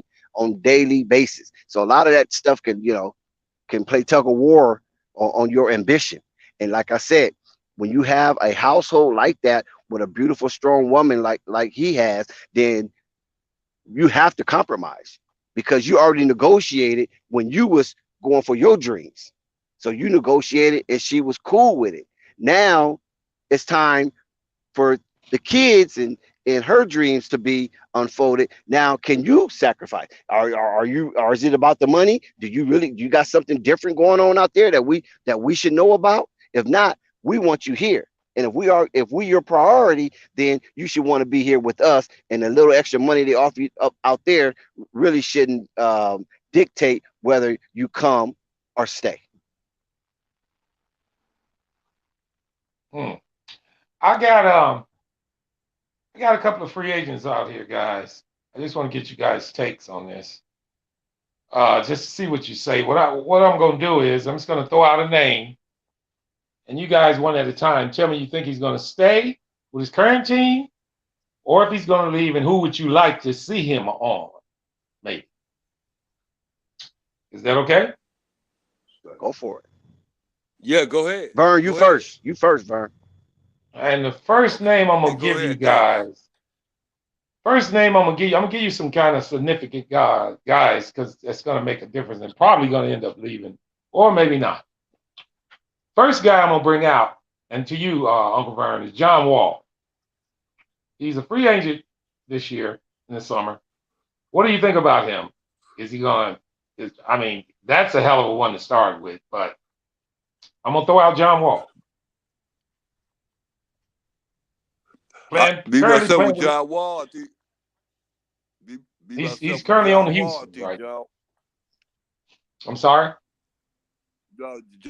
John Wall. John Wall. John. Hold on. Okay. He's on Houston right now. Okay. Yeah, Man. Let me get that thought. Okay. Okay. He's a free agent, so he should go. he's got a I don't player know if he should mess option. around with Houston. Now, listen. I don't know if he should deal with that Houston thing because them two young boys coming up in Houston like that. And John, I don't know how John Wall gonna be holding that down coming up off the bench. I don't see him holding that down because them young boys gonna be getting their playing time at that position. Them two young boys they got out there. So they're gonna be kind of bad for him. You know what I'm saying? I don't think he at this time right now, this playing time right now, where he want to be coming in off the bench. Because that's what he's gonna be doing at Houston. He ain't gonna be getting a lot of time like that because them two young boys gonna be doing things out there. If you know whom it is I'm referring to, and to a certain extent, they playing in this position. All right, so your You take is you understand me? thinking I'm sorry, so you thinking he's going to be Yeah, coming you off the figure out. bench? Yeah, out there in Houston, yes. All right, now mind you, his That's okay, because I wanted to give you this before you gave your take. He's under a two-year, which ends this year, $44.3 million contract per year. right, right. So now, what's your take on John Wall again? Is he staying in Houston? No, I don't see him staying in Houston. Well, yeah, well, I see him staying as the fact. I see him staying. If he ain't got no other choice, I see him staying there. But I don't see Houston sitting up there, they trying to hold on to him. I see them trying to work him for something or someone.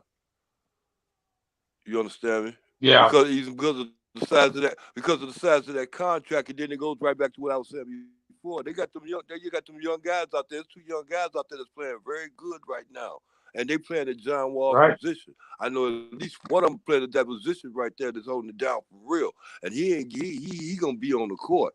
Houston. Having John Wall is a good thing, but he's a prize. You can you can work him. You know what I'm saying? If somebody take that contract, it's that contract is gonna be a problem. Taking that contract was no, John Wall he ain't gonna be the star out there at Houston in the next 2 or 3 years. And that's the kind of window you giving Houston right now. You giving Houston a 2 or 3 year window to see if they're gonna be at where they at now, gonna stay there, or if they're gonna get in advance. And I don't see them advancing with John Wall like that. Because he's not that kind of Yeah, point guard. He's the kind of point guard that like to score. And they got guards like that. And they got guards like that that can do it good. A whole lot better than he can. and that And they're durable. so that And they're more durable. yeah. Go ahead. I'm sorry, Marvin. Dex, are you still there? Yes, sir. Can you hear me? Mic check. Yeah, I got you now. Yeah, we I'm go. just gonna give you a little quick. I'm gonna give you a little quick summary. We're talking about John Wall, and the question I had at hand Right. is, do you think he's gonna stay with Houston? He's under a 2-year, 44 million per. And if you don't think he's gonna stay, where would you like him to go? Well, first of all, most definitely, I don't think he's going to stay. Houston don't even want him there. Houston paid him just to sit on the bench, be quiet, don't be disruptive. Houston's in a rebuilding mode. They're going with the youth movement, and John Wall don't have no time to sit there and babysit nobody. He barely even like to pass the ball, so he's not going to try to mentor nobody that's coming through the For ranks, $44 especially million, to I'd do it. yeah, yeah. But see, it's different. His contract is guaranteed. He don't got to do nothing but sit on his ass and collect his money. Yep. So he was Yeah. a 2010 first round first pick. So he's an all star. So he has some credentials, but at the same time, They want him to heal. They don't want him to be injured. So now they can use that full year as leverage to trade him and tell teams that he's healthy, he's faster than ever, he got his muscle memory back in configuration, and he's ready to take off and lead a team to the next level or be that missing piece to a team that needs to get to the next level. John Wall right now is an integral part of the free agency, but he's not the main part. But he's definitely an integral part of the free agency, and he's definitely will I agree. leave the Houston Rockets. And I'm gonna agree with you. I think, I you know what? I think a lot of people are gonna be kind of surprised about him sitting out for a long period of time in the NBA. Doesn't usually do you real good. You can think you still in shape. You can think you still can do everything, but you steadily getting older. I'm not saying he's going to slow down that much. He actually averaged in 2020 and 21. He averaged 20 points, 6 rebounds, and 3 assists for Houston. Now, but keep in mind. Go ahead. Now keep in mind, John Wall is from North Carolina. Just keep that in mind, okay? Yeah. He is from North Carolina. And if things shake out right, he could be a Charlotte Hornet. Yeah. I mean, I don't want to predict where these guys are going to go. I'm sorry for asking you guys that because that's just too damn hard. But far as we feeling they can be on the team, I guess we can do that. I don't think he's going to be on the team. I don't think he fits Houston's. I don't think he fits they rebuild right now because he's definitely not a part of a rebuild. Yeah, their timeline. I think it'll be kind of explosive with him and a couple of those young guys on there if they were on the court together. So I think his contract is something that that's going to really. I'm hoping Houston don't have to eat that contract, But I think there ain't too many takers for that, man. I had a question for you, Dex. Were you guys courting him at one time, the Lakers? Yeah, of course they was courting John Wall at one time. And I think he didn't come because he received that big contract with Washington to re-sign back up with Washington. Because remember they was looking for a point guard to pair with Kobe Bryant to try to extend Kobe Bryant's career. And they went for Chris Paul, they went for Russell Westbrook, they went for John Wall, and neither one of them end up coming. Okay, so we all agree that we don't. Shout out to Zen. What's up, Zen? Is he on the panel? No, he's in the chat. So we all agree that he probably won't stay. Shout out to Zip Master. Congratulations, Zip Master. So my next guy that I got that I wanted to ask you guys about was Jalen Brunson.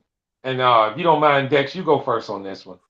What do you think about Jalen Brunson? I think Jalen Brunson stays. I think they found something there in Dallas, something that they hadn't had in a long time.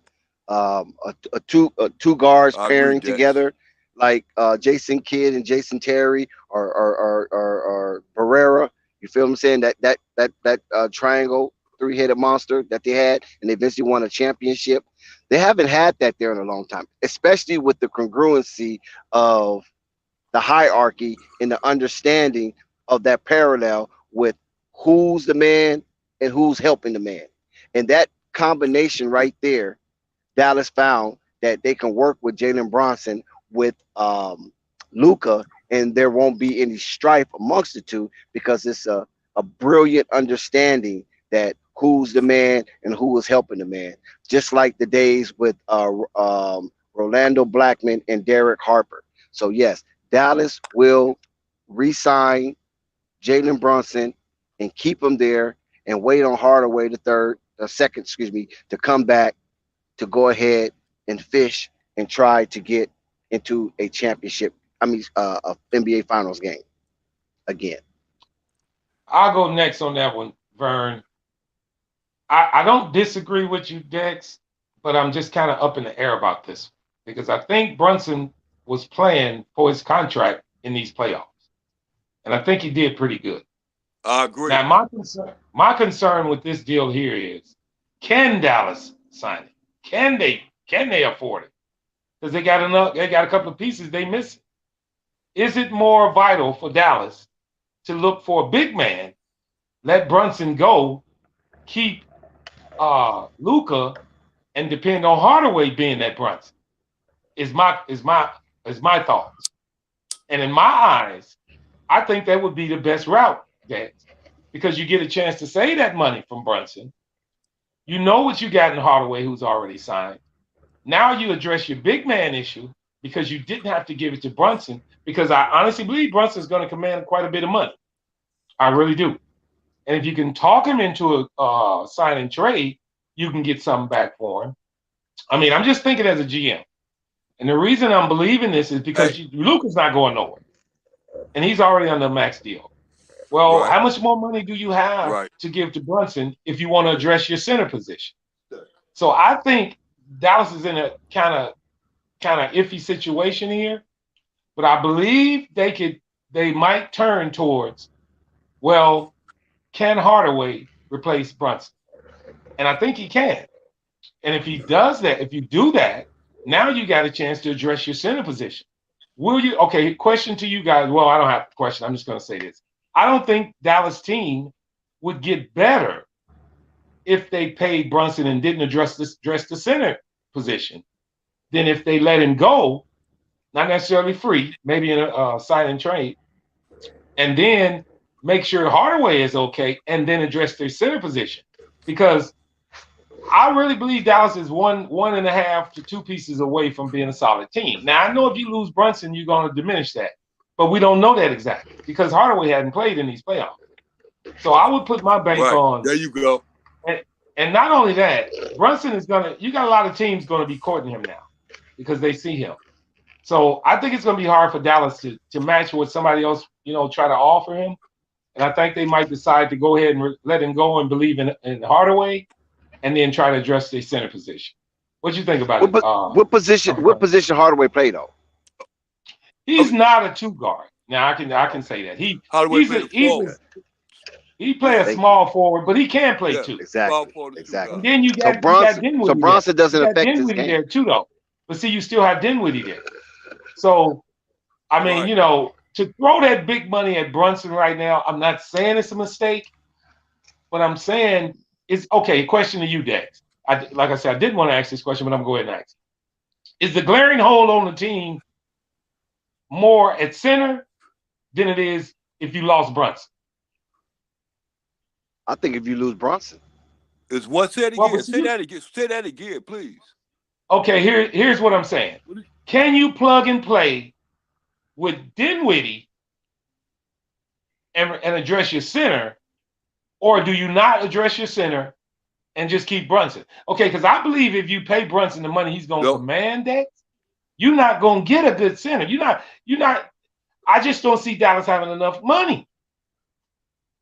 Well, I'll just say it like this before you go, Vern. Bob, let me say this. Let me say this right there, Dex. Look, Bob, you all over the place. Now, listen, your first thought was you need to keep Brunson. You need to keep Marvin. You need to keep Brunson. Your main thought was the best thought. You need to keep Brunson. No, I just gave both sides of the tape, Vern. My side is this. Marvin, you talk. See, Marvin, it's hard for me to say something to keep a thought because I'm old. And then when you talking, I lose thought it is what I was going to say in the first place because I thought you was finished. So okay, all right, hold on, Dick. This is what I'm saying. Let me say Marvin, this. I didn't change my take. Marvin, you said this yourself. The same thing. And then you was right the first time. So don't change it. Vern, you listen. Keep Brunson. I never said keep him. I just gave the scenario of keeping him. Okay, I don't want to. I don't think they're gonna keep him. Okay, listen. This is my scenario. You do all you can to keep Brunson. You do all you can to keep Dinwiddie and try to get Dinwiddie to go along with the program.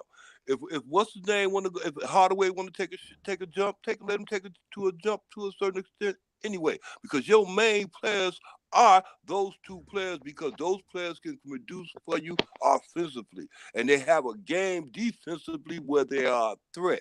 So those are the ones you want to keep, especially Brunson. Why Brunson? Because he will play with that Luka and be satisfied and be okay and go along with it. You ain't gonna find too many people that's got game that's gonna go out there and play with Luka. Why? Because Luka is a ball hog and he demands the ball all the time.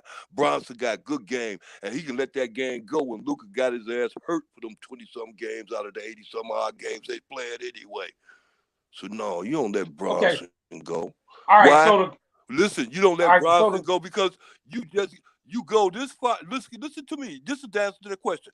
You go this far into the playoffs, you play against a team that just might win the playoffs in the Western Conference, and then you sit up there and you don't even win a game against them. Okay. So all right. So this is the last thing I want to ask you, then, Vern. Will they be better without Brunson and a better center? Which team of Mavericks you think will be better? Hell no. What kind of center? Well, if you get rid of Brunson, you can get a decent center in because you're going to have a little money. Now, I'm not going to address who. Somebody like a Mitchell Robinson. That's a good one right there because I was going to say that. Okay, that makes sense. Listen to me. Look at the centers that they had already. They had the unicorn already. They had him. That didn't work out because he stayed hurt all the time. I didn't argue people down about that. That dude he's not a low post threat. He's 7'7", but he out trying to shoot fucking three. Marvin. You look at Porzingis' shot charts with the Mavericks. He shot more perimeter shots than he did dunks. Way more. You do not let a bird in the bush go. I mean, you don't let a bird in the hand go for one in the bush or two in the bush. You don't do that, Marvin. You really don't do that. Brunson is in their hands already. If they got to do all they can to hold him because Luka really ain't guaranteed all the time like that. So you got to have some player that can match with him. There ain't too many players that can match their game with him. They sacrifice their game to do that. Brunson's sacrificing his game to play along with him. He's sacrificing. I ask you again. Hold up, wait. So I ask you again. Will the Mavericks be better? All right, hold on. Is the Mavericks a better team currently, or if they had without Brunson and they had Mitchell Robinson? That's the bird in the bush. Okay, you're gonna go out the bird in the bush. Mitchell Robinson ain't doing shit with New York. I mean what? Well, I'm just using Mitchell Robinson as an example. Brunson can't do it. All right, in this series against Golden State, you know how much production they get out of the center position, the Mavericks right now? Zero. Zilch, almost nothing. And then I know it because I know the one they got that young guy that was playing out there with the Magic. I know they got the white dude. I know they ain't experienced.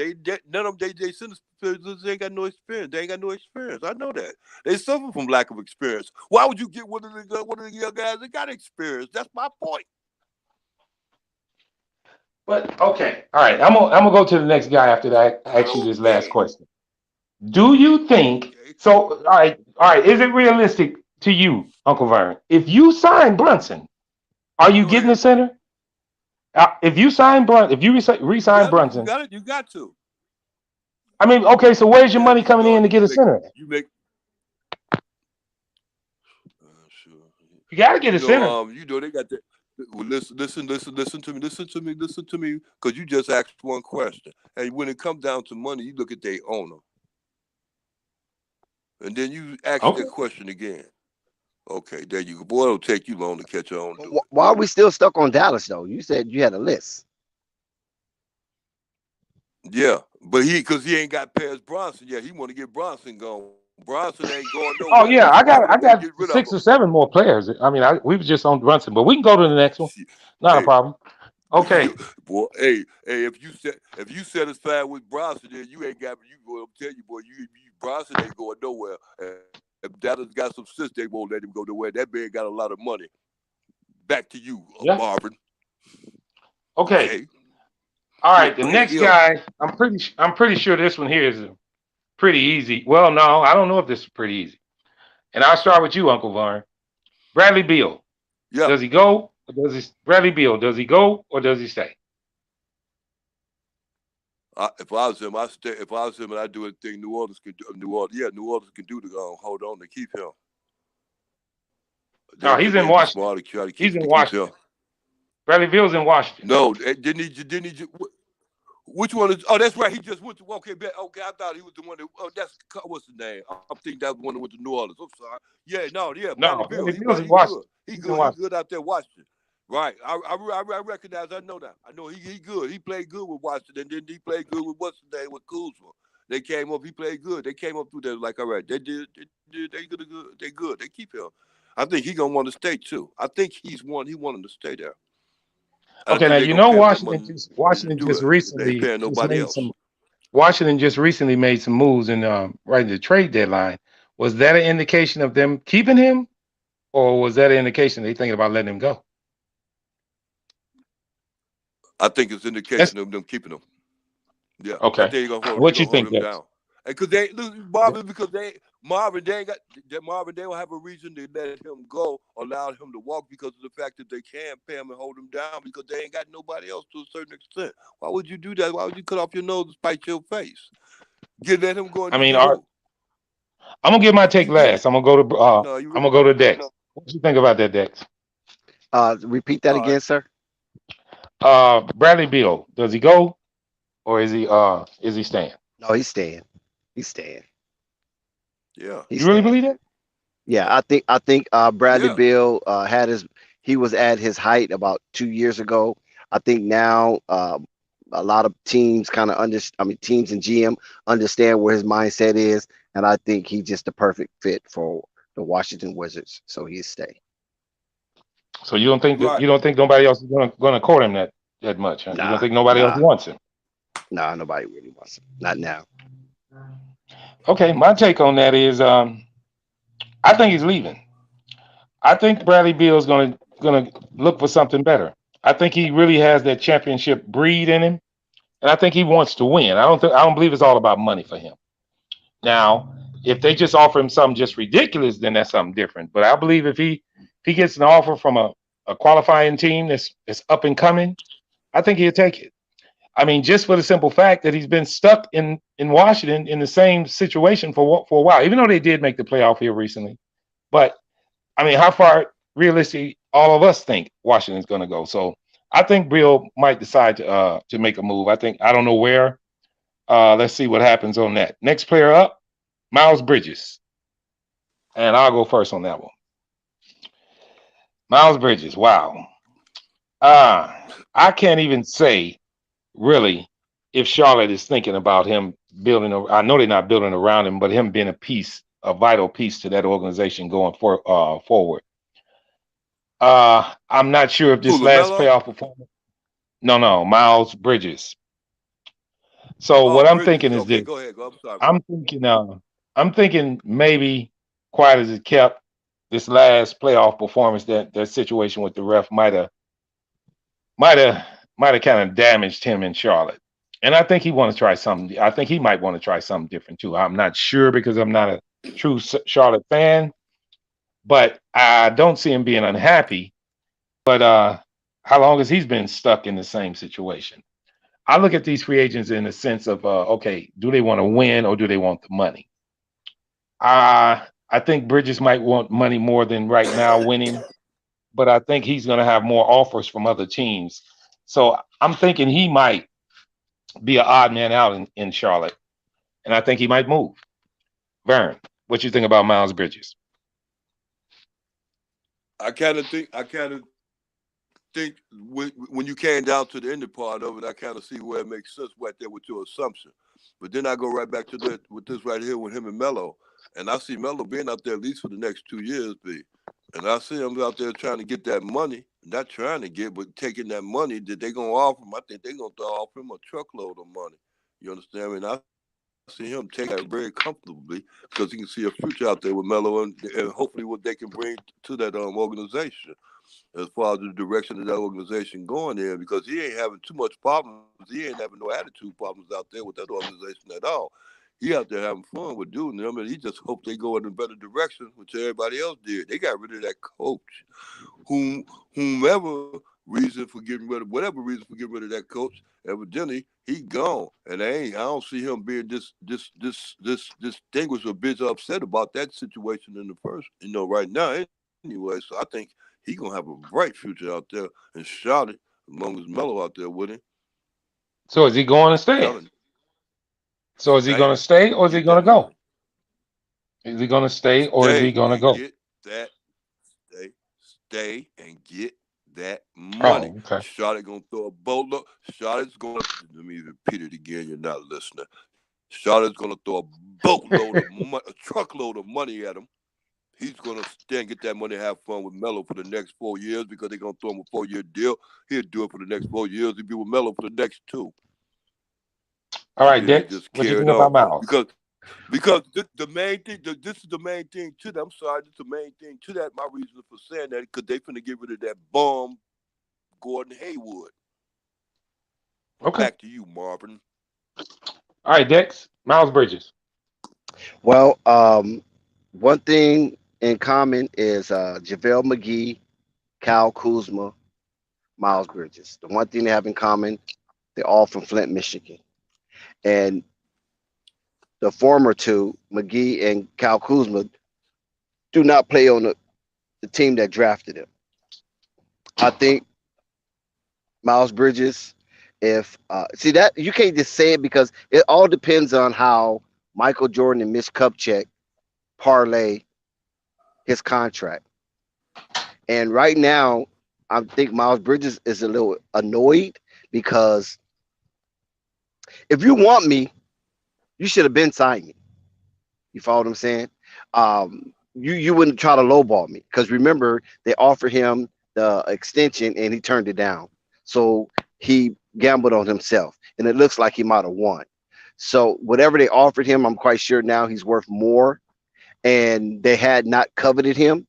So it's a big possibility they're waiting on some things to shake up. See, listen, the LA Lakers got everything held up. Let's be honest. The LA Lakers got everything held up, and they're waiting on that domino to fall with Westbrook. And when that domino fall with Westbrook, that can open up something in Brooklyn because it gives a Kyrie a possibility to go to LA and join LeBron, and it leaves an opening up in Brooklyn. John Wall can take that opening up in Brooklyn. You feel me? And then what happens with the opening that John Wall opens up, Brunson can come there. You follow what I'm saying? Jalen Brunson can come down to Houston and get his bag. And then guess what? Jeremy Grant is going to want to leave. Okay, and Jeremy Grant. You're going too far because half of those guys you just mentioned, I was finna give you those names. Well, but go ahead. I mean, yeah. Well, I'm just saying, because this is kind of dragging out. So, nevertheless, it could, because he do have ties in LA. Because I know he got uncles out there, Horace Grant and all them type of people. They have family that lives in Altadena, which is adjacent city to Pasadena. Was annexed to Pasadena. And Angie Grant, oh my God, Angie Grant. Back in the day, Angie Grant was, wow, she was a beautiful girl. And that's his auntie, or cousin. It could be his cousin. Nevertheless, he could end up in LA. So right. we got to basically see what's going on. And then if he ends up in LA, that opens up a opening in Detroit for Miles Bridges. He can go back home and play, and he could be with Cade Cunningham, who's a similar, like a LaMelo Ball and things of that nature. You know what I mean? So he won't miss a beat. But the thing of it is, the domino has to fall first with LA. Everybody's waiting on LA to see what they're going to do. And once that happens, that's just going to open up a free for all for a free agency. All right, I got 3 more players, and then we can end it. The last 2 going to be pretty obvious. You know what those are, probably, Dex. But this one here, this player here. Hey, Marvin, before you go there, please, could I say one thing about what Dex just said before I get off my mind? Because, like I said, Bo. Go ahead. If you see, hey, Dex, if you see Miles Bridges allowed himself to go out there to Detroit, bro, you crazy as I thought you was. No, Never sir, thought you was bro. crazy. That's not a bad thing. No, it's not. Trust me, it's not a bad thing. Playing with Detroit, with that youth movement that's going on there, and Jeremy Grant go to L.A. and be among some of his family members who has connections out there in L.A. You know, he has a connection with out in L.A. Because, like I said, I know some of the Grants. You know, I said date Angie. She was a basketball phenom at John Muir High School, the same high school that Wayne Womack, Ryan Hollins, and Stacey Augmon. So and she was a part of a Right. team where Stacey Augmon them went undefeated and won, and as well as the girls team with the John Muir and Angie was a part of that girls team, and they went undefeated and won. They both men and girls won both CIF championship in California, and she was on her way to get her scholarship, and then she banged her knee up in a car accident, right, and that prevented her from pursuing her college career, and she ended up losing her eligibility, and it's a whole nother story after that. So yeah, Angie. But anyway, but the Grants, they got their little thing going on out there in Cali. So it's a possibility that he could move out there. I know some moved to Arizona, some moved to Vegas, but they still got that West Coast connection. So there's a possibility that he can ship over to LA, and things could be a little more brighter. Miles Bridges can go up to Detroit and be home, and things will be much brighter for him, because I'm telling you, Miles Bridges is miserable in Charlotte. Don't think he's happy. Don't think Yep. he's happy. All right, next player, Colin Sexton. What do you think, Uncle Vern? Colin Sexton plays with Cleveland Cavaliers. He's been hurt all year. Shout out to Nico. Sexton. Appreciate that.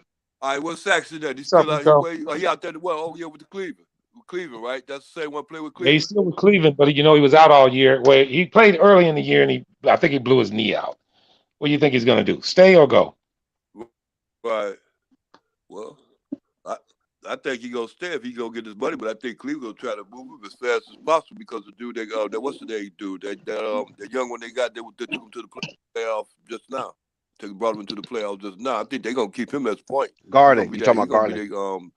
Darius. Garland. He's gonna be their future point guard. Yeah, Darius Garland. He's gonna be their future point guard. I already know that. So you say they're gonna move?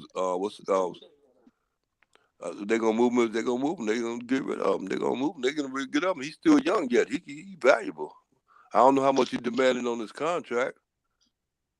Okay, Nico, if you're on the panel, Colin Sexton, is he going to stay or go? At this point in his career, I don't see him being there much longer. They gave the keys to Garland. Forgot all about Sexton. He wasn't part of the success. Yeah. Goodbye. All right, that's a decent now, take. where he going, I don't know. No, that's a little bit too deep. So I didn't even want to address that. Just going or staying or going is all I'm asking. Dex, he can Colin end up Sexton. in Houston, though. He can end up in Houston. You know what? Colin Sexton to the New York Knicks. Well, I'll figure that. I just want to know if you guys think he's going to stay or go right now. What you think, Dex? He's gone. Yeah, I think he's gone. That ship has sailed. Darius Garland got that team, and and now they're surrounded with 3 7-footers. So Colin Sexton and his days are gone in Cleveland. Yep, and I think the same. I think he ended up getting hurt at a bad time with this youngster coming up and showing his real worth. And I think he's expendable now. And I know they can use him as a chip to get something better. Now I'm not sure if he's unrestricted or not. Hang on a second. He's restricted. He's a restricted free agent. So they kind of got the lift on that. Yeah, so they can hold him for one more year. Yeah, but I think they're going to try to put him in some kind of package to get something else that they need. I mean, I'm not saying he won't fit next to Darius, but I mean, it's really no reason in having. He's more of a ball dominant guard, and he can really bring back a piece. So I think he's going to leave also. All right, 2 more players, guys, and I'm going to start with you on this one, Dex. Russell Westbrook, staying or going? Now that's a serious conundrum right there, because like I said before in previous streams, that Russell Westbrook is a staple in the LA area. He is well liked. Unfortunately, by him coming home and playing with the Lakers, a lot of that fanfare has dissipated and has been swallowed up in the sequester of doubt and to some degree, anger for some of the things that Westbrook done as a member of the Los Angeles Lakers. And as stubborn as he was, he tried to soften up a little later on in the season to try to be a more positive rudder to the ship. Unfortunately, it was a little too late, and unless often Russell Westbrook would, take a back seat to the coaching aspect of Vogel and the leadership of LeBron James. So that thing just basically fell apart. The chemistry was off. They could not align themselves with each other to get on the same page. The configuration was off. Anthony Davis was in and out of the lineup. LeBron James eventually got hurt. Westbrook did come on strong towards the end, but like I said, it was a little too late. Monk was inserted into the lineup more. He got more rotational minutes, but like I said, a lot of things happened over there. It was a little too late. Frank Vogel ended up getting fired. Russell Westbrook was a little frustrated. He deleted all of his Instagram pictures and posts that referenced the Los Angeles Lakers for some reason or another, and it just seemed like he just, it wasn't what he thought. Coming back home to play for the purple and gold wasn't what he thought.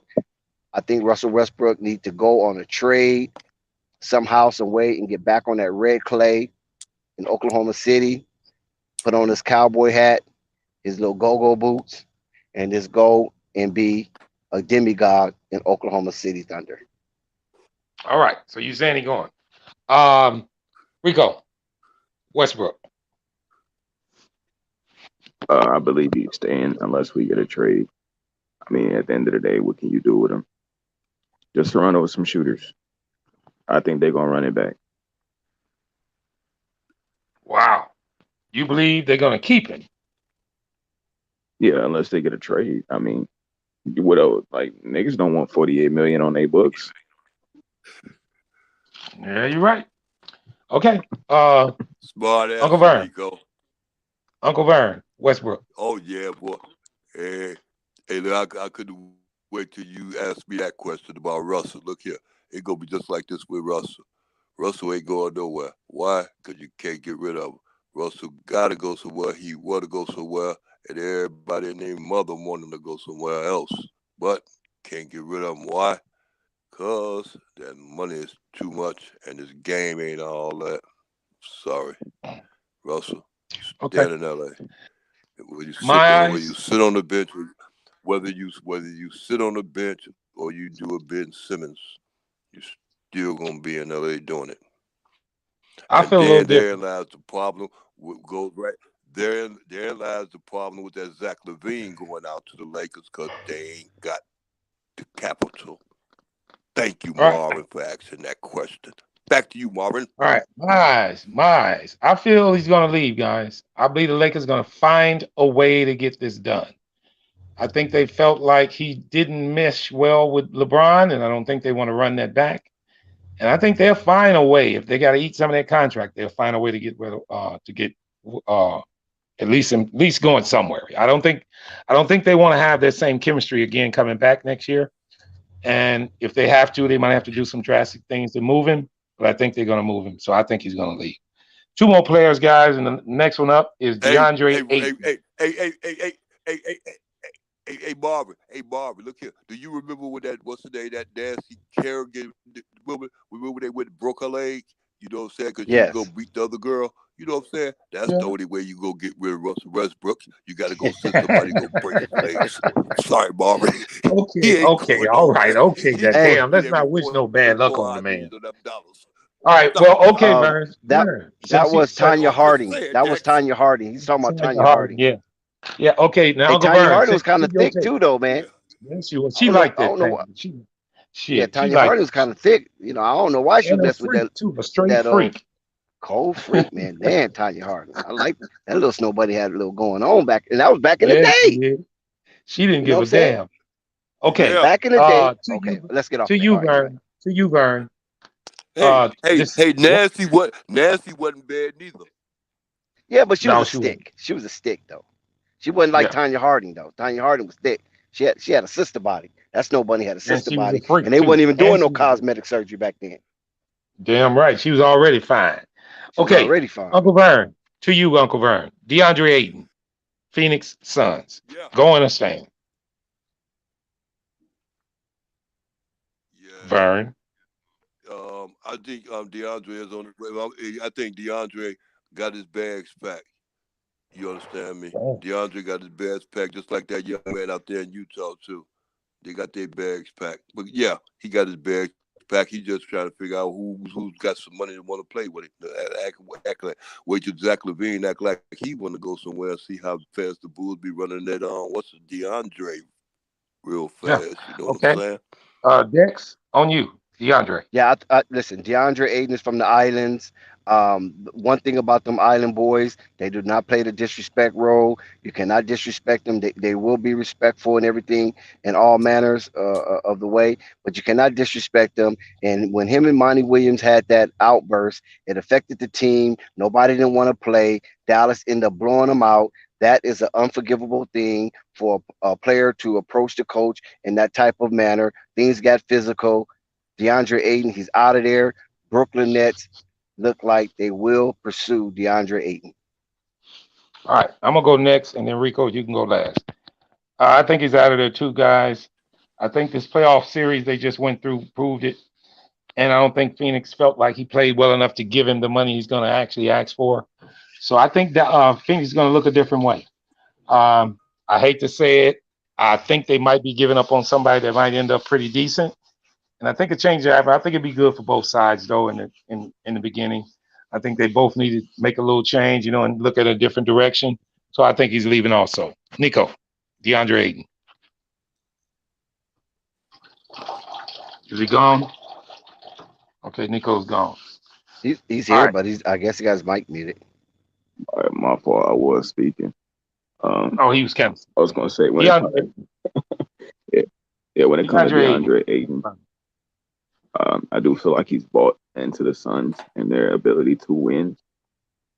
Disrespect is another thing, but I think as grown men, as long as he get paid, he can look past that. They were the number one team in the West. I mean, Uncle Vern did bring up something when he talking about Rudy Gobert, right? I ain't gonna front. If I could have a dream world, I would just swap centers. Rudy Gobert on the Suns and send him to the Utah Jazz. I think that would work out beautifully.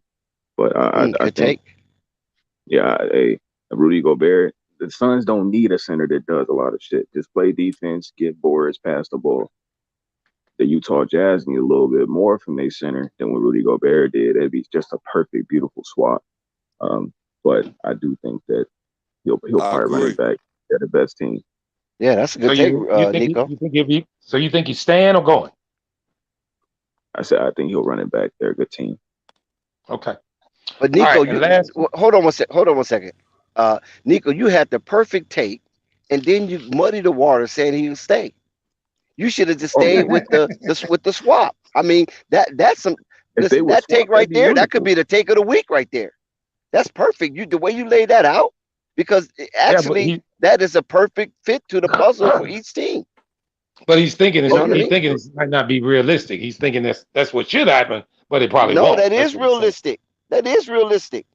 Because Rudy Gobert have issues with Donovan Mitchell in the organization of the Utah Jazz. DeAndre Ayton have issues with Monty Williams, and Monty Williams is the guy for the Phoenix Suns. You understand what I'm saying? They got there because of the wits in the thoughtfulness of Monty Williams, not for the play of DeAndre Ayton. So they would definitely choose Monty Williams over DeAndre Ayton. So Yeah, I'm but with Rico 100% on that swap because he just popped the atom in my brain, right? That I Yeah, wasn't even looking at. You know what I'm saying? I hadn't So even thought about him I going think there. that, listen, I think it's possibly the way Nico just laid that out. Phoenix Suns do not need a center to do a whole lot, which is so true because that you disrupting the apple cart, right? And the Utah Jazz need a center to do a little more. You follow what I'm saying? Yeah. Because in reality, DeAndre Ayton can do what Rudy Gobert does and more. And he's a little Yeah. younger. Not too much younger, And but he's a little younger. more scoring. And they need that in Utah. Nico, that could be the fucking take of the week, dude. And you talking Yeah, about he want to stay? You better stick with that take. Well, I really believe it because he don't want to just predict it's gonna happen, but it's a good, it's a good fit for both Even teams. if it don't, right? Even if it's not, even if his prediction don't come to fruition. But hell, that is a hell of a take. Listen, Woj can't give a take better than that. What's the other fat guy? Wendy, he can't give a take Yeah. better than that. It's hard. I mean, that was a real beautiful take. I'm telling you something right now. That's a beautiful Yeah. take, and I think that could be a reality. Seriously, and if that Yeah. happens, all credit goes to Nico because the GMs I are know. listening to you, Nico. All right, last but not least, and we'll start with you, Nico. Are you still there, or did you go back to sleep? Yeah, give me a After that second. hell I'll of be a back. take, Yeah, no, I'll Okay, be Nico, back. you there? Give me your last take, then you can crash. Zach LaVine, No. is he I'm gonna going? still be here. I just need like 2 minutes. Okay, Zach LaVine, is he going or staying?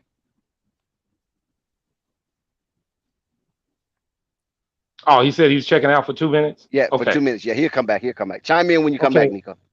Uncle Vern, Zach LaVine, is he going or staying?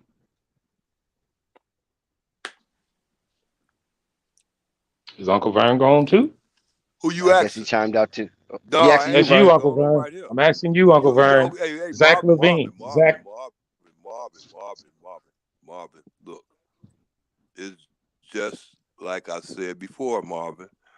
If you can't pull like Zach LaVine can't, if Rich Paul Rich, whatever his goddamn name is, can't get guaranteed that he gonna be out there with the Lakers, he gonna be out there with the Bulls. Okay, that's two answers. I need And one. always get what you want. So tell me which one. Is he going or is he staying? Look, he gonna be out there with the Bulls because you can't. He's going to be with the Bulls because he cannot get out there in LA. Look, ain't nobody gonna take that contract off that boy out there in LA, and they can't pay him Zach LaVine to come out there in LA. Come on, man, you gotta wish this. They wish they can get him, but they can't get him. The Bulls wish they can hold it on to him. Evidently, if he ain't got no other place or want to go no other place, what he gonna do? He gonna stay right there where he at and get paid. Marvin. All right. Dex, you can go next. Yeah. Oh, I'm First sorry. of Oh, all, Rico's back. Rico's back. Yeah. Nico, not LaVine. Rico. Nico. I'm sorry, Nico. Zach LaVine, Nico. Hey, he's gone. I've been singing that song for a long time. I'm sorry for you Bulls fans. He's gone, man. Once DeMar DeRozan start taking more shots, he he decided his mind to get the fuck up out of there. It's that simple. All right. Dex? He'll be a fool too. Well, first of all, I vehemently disagree with Vern saying that they cannot give him money or whatever due to the fact that we just witnessed that with Anthony Davis. I don't know why people forget history so fast. We witnessed Anthony Davis turn down a supermax from the New Orleans Pelicans to get a sign and trade to the Los Angeles Lakers for $55 million less or something to that nature. And he wanted his number. He still didn't get his number. And he still went for it. So when a player mind is made up to go, ain't no money gonna hold you back. Just like when you ready to leave that broad, I don't care how much head or ass or pee hole she gonna offer you, you're done with it. It doesn't even excite you anymore. So Zach LaVine, I don't think. Listen, Zach LaVine. One thing about Zach LaVine, right? A whole lot of stuff has to happen. I told you earlier that everybody's waiting on the Lakers to see what's happened with Russell Westbrook, because once that Yep. Russell Westbrook situation is resolved or dissolved, one of the two, Resolved or dissolved? Dissolve, he stay. Resolved, he goes, he moves. A whole lot of dominoes going to start to fall because that's a lot of money out there in the NBA landscape. And I just believe that someone will absorb that. I don't know why people think they wouldn't. Nobody want to absorb that. Hell, the Lakers absorbed it. So why not? Nobody else wouldn't absorb it. You feel me? There's a whole lot of incompetent organizations out there. Lakers not the only one. Okay. Zach, one thing about Zach LaVine, like I said earlier, he has a lot of things going on in California. He can be full time. Kids are getting older. Wifey's getting more needy. You follow what I'm saying? For his attention and his presence as being the man and the king of the household and things of that nature. So it's a strong possibility. But like I said, it all lies on what the Lakers are going to do with Russell Westbrook and what Russell Westbrook decides to do with the Los Angeles Lakers. If the Westbrook stays, Zach stays, and a whole lot of other people stay. You follow what I'm saying? Then the small teams start to do their dealings.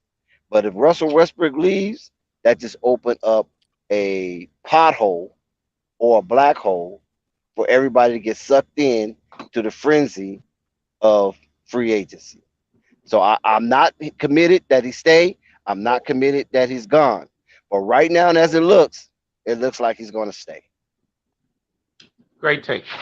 All right, and I want to say in closing on this, that's my boy out of Chicago. And I've defended him from the very beginning. And I'm not saying this because I want him on the team so bad. I just think the best deal on the table is from the Bulls. I really do believe what in Deck's take about a lot of dominoes, things would change once Westbrook finally does something. I'm not saying everybody's waiting on it to happen, but that will make a difference. But I really believe in the background, quiet as it kept, I don't know if Zach going to decide to lead his team after the Bulls were actually trying to build a team around him. I believe he was dedicated, and I believe he's committed to him, and I believe he has the right to go out in the market and check everything, and I know he will.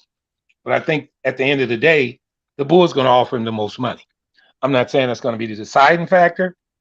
I think the Bulls offering him the most money and letting him know the rebuild situation that we're going to try to do this all season is going to really apply to that stay or go.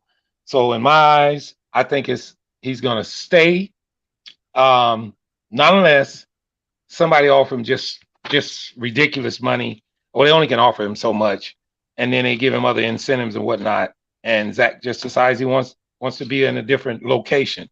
But far as the best situation, far as the closest to being competitive, I think if the Bulls show him that they can make some changes and bring and upgrade the team even further, I think he'll stay. And I also wanted to say, I wanted all you guys to think about what we just talked about. All the guys you just chose to go, and think about if they left, how it would change the landscape of the NBA, including if they stayed. I mean, I think out of the 10 guys I raised, I think 5 or 6 of them, we all agreed that they're going to leave. And if that's the case, that means that's a brand new NBA next year, including DeAndre Ayton, that beautiful take that Nico just had about him going over to the other team. And, I mean, think about all these players changing. Bradley Beal and Zach, even Zach, Russell, all these guys, Bridges. I mean, they can really make a difference on another team. So free agency is going to be wild, guys. And actually, it's more top free agents next year. I didn't even mention Kyrie Irving because I think he's going to stay. I didn't mention James Harden. I think he's going to stay. There was a couple of more I didn't mention because I figured that we don't need even going through the panel with those because they're more in the indication that they're going to stay. But the ones I did mention Mitchell Robinson because I believe he's going to go, but I think that was going to be going too long. Go ahead. What make you think Harden going to stay? The owner already said it. The owner came out one day after they lost that game, that last playoff game, and said that Doc Rivers, and now I'm not saying he's signed. I mean, he's definitely, but this is what he said. He said Doc Rivers coming back and Harden's coming back. Yes. That's what he said. That's the owner. So, ain't that like what they said to Blake Griffin? Hey, I'll never forget what they said. They wanted to see Blake Griffin. and want to see his jersey in the Raptors. Yeah, but was he on a Clippers. was he in a decline? Because Blake Griffin been on a decline for the last 2 or 3 years. Well, I can say this right here, He was on the Marvin, about the. Clippers like 4 years ago. I could say this right here, Marvin, about the Zach LaVine that you were saying in your closing remarks, right? Um, Zach LaVine doesn't have any regrets of playing with the Bulls or even leaving the Bulls. You have to keep that in mind.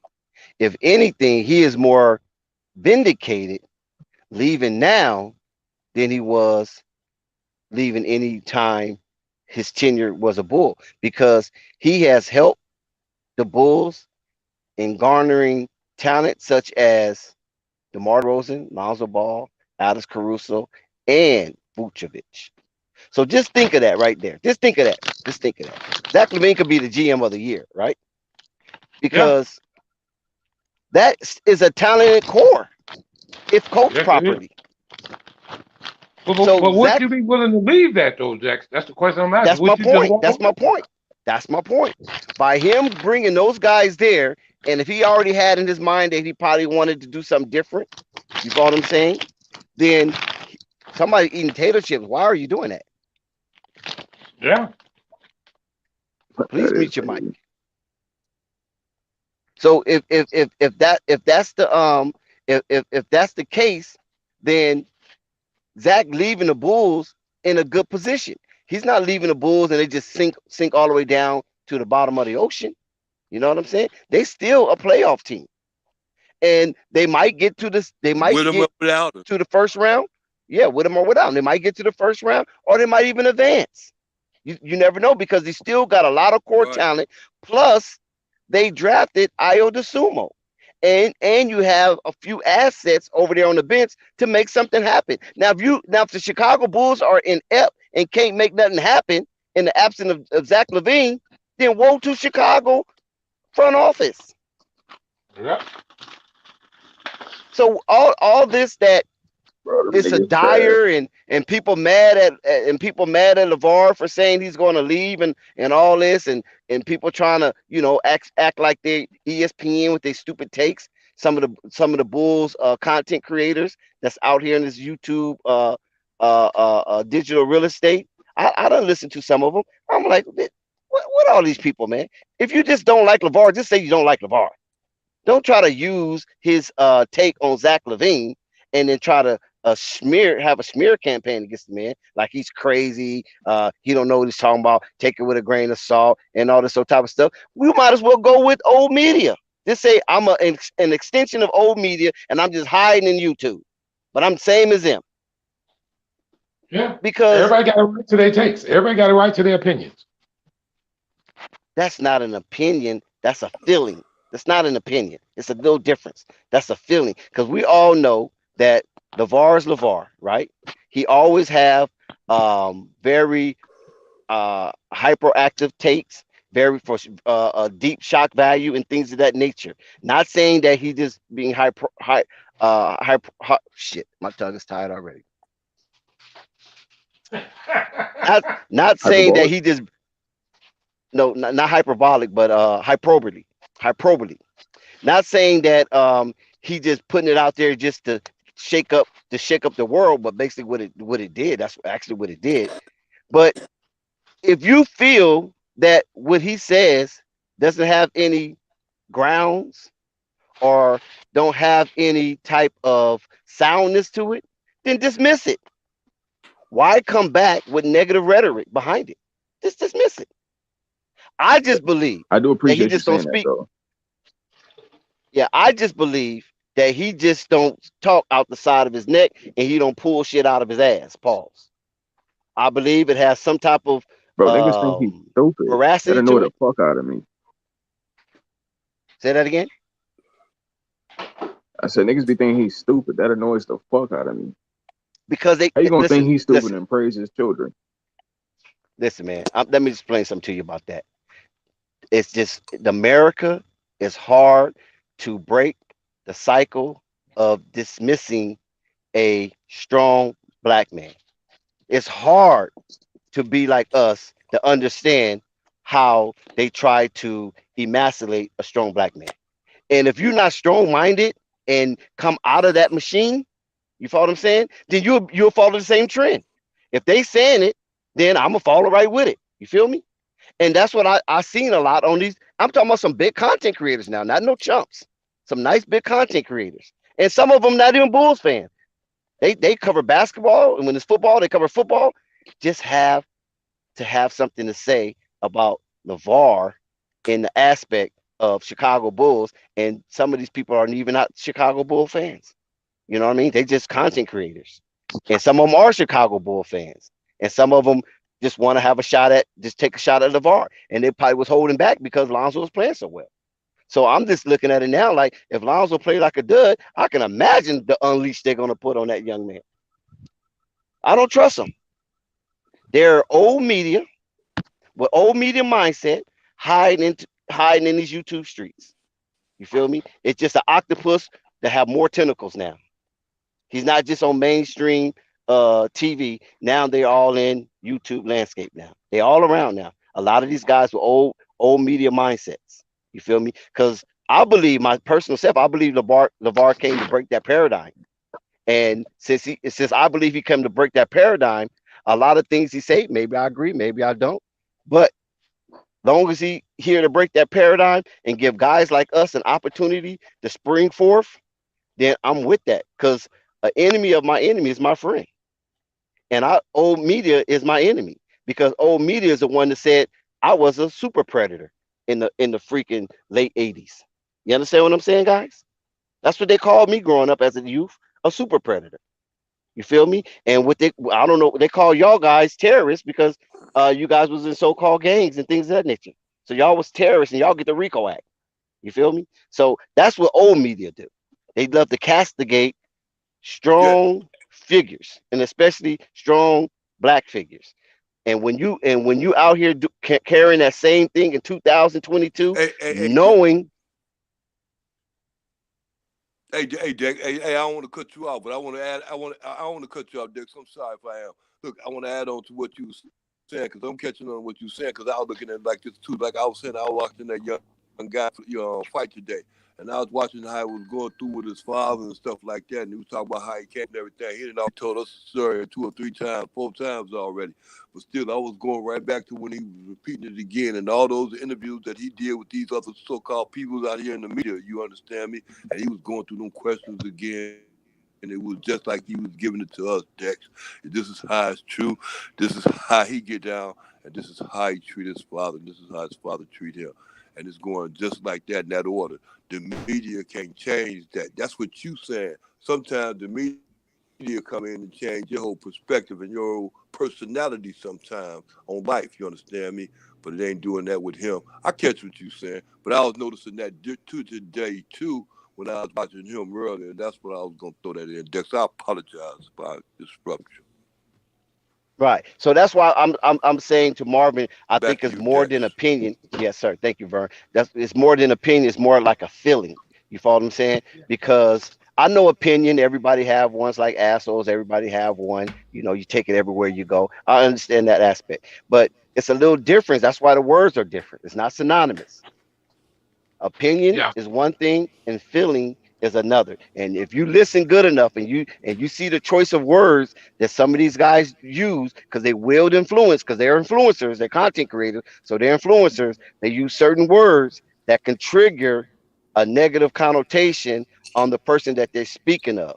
And the negative connotation does not have anything to do basically with coming out that person's mouth per se, but the embodiment of what that person represents. And I'm old enough to read through that. That's all I'm saying. Yeah. And my last question, I'm gonna sit back and listen to you guys, is this and that's everybody on the panel. Do you guys think it's a good thing that YouTube open this up to hear more voices? Is it working? And do you Of think it's course it's gonna working. Yes, it's working. Big time. That's why I'm Yeah, trying to explain absolutely. to you, they putting implants of their mindset. Remember, I talked about the octopus now. And we already know the octopus, octa means 8. So they have 8 tentacles. Some have a little more, but the basic octopus have 8 tentacles. So those 8 tentacles are spreading all over. And YouTube is one of them. You understand what I'm saying? Wherever there's a voice and wherever there's influence, you best believe that old media mindset has its tentacles somewhere in there to influence or sway the minds of the masses. Because if they don't, then it'll be people like Flight, people like Zen, people like DJ, people like Ballfax, people like AB the Hero, people like DKM, people like Flight Mike, people like a whole lot of other people that's AM Hoops, that's in these YouTube streets, that's big influencers that kind of don't go with the norm.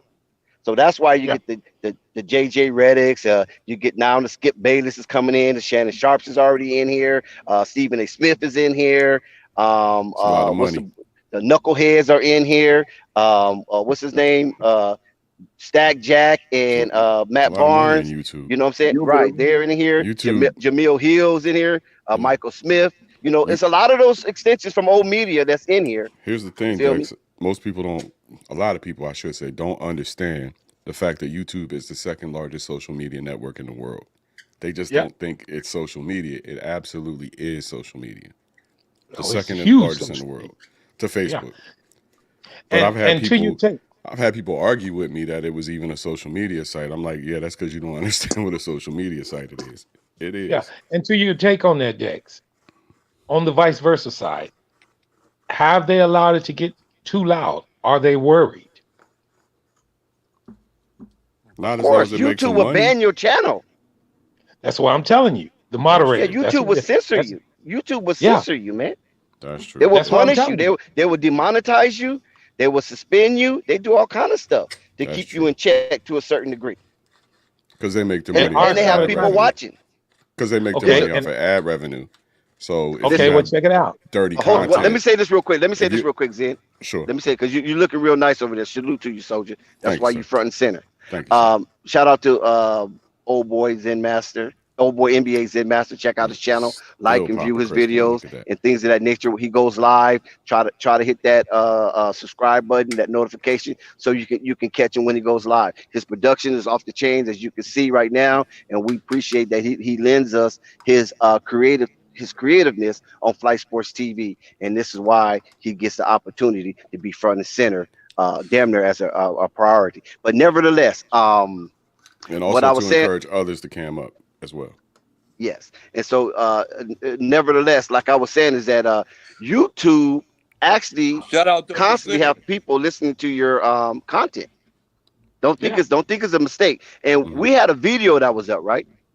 We had a video, and it was on a verge. It was like at 1,000 and something views within the first 45 minutes while we were streaming.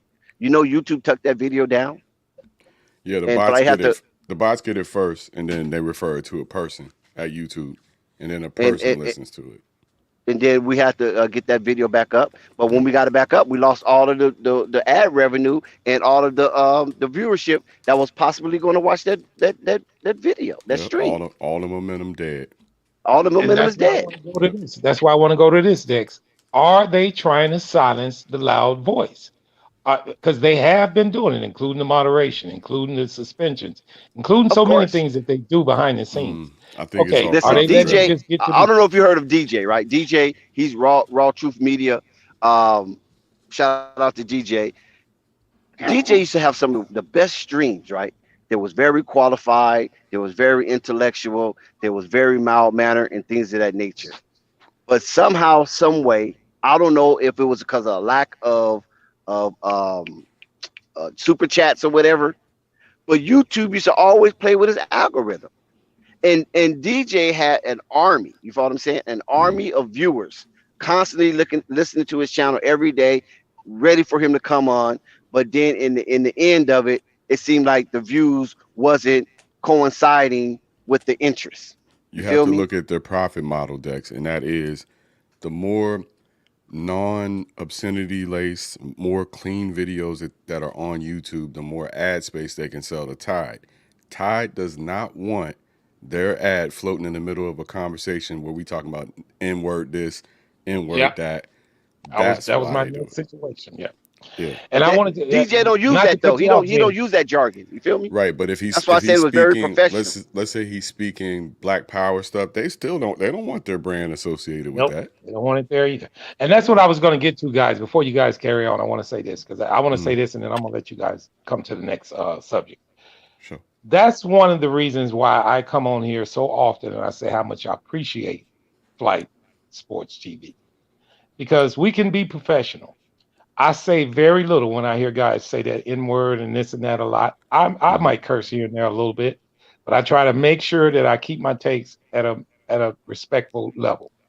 And I think it trains you, us. I know me, you, Dex, and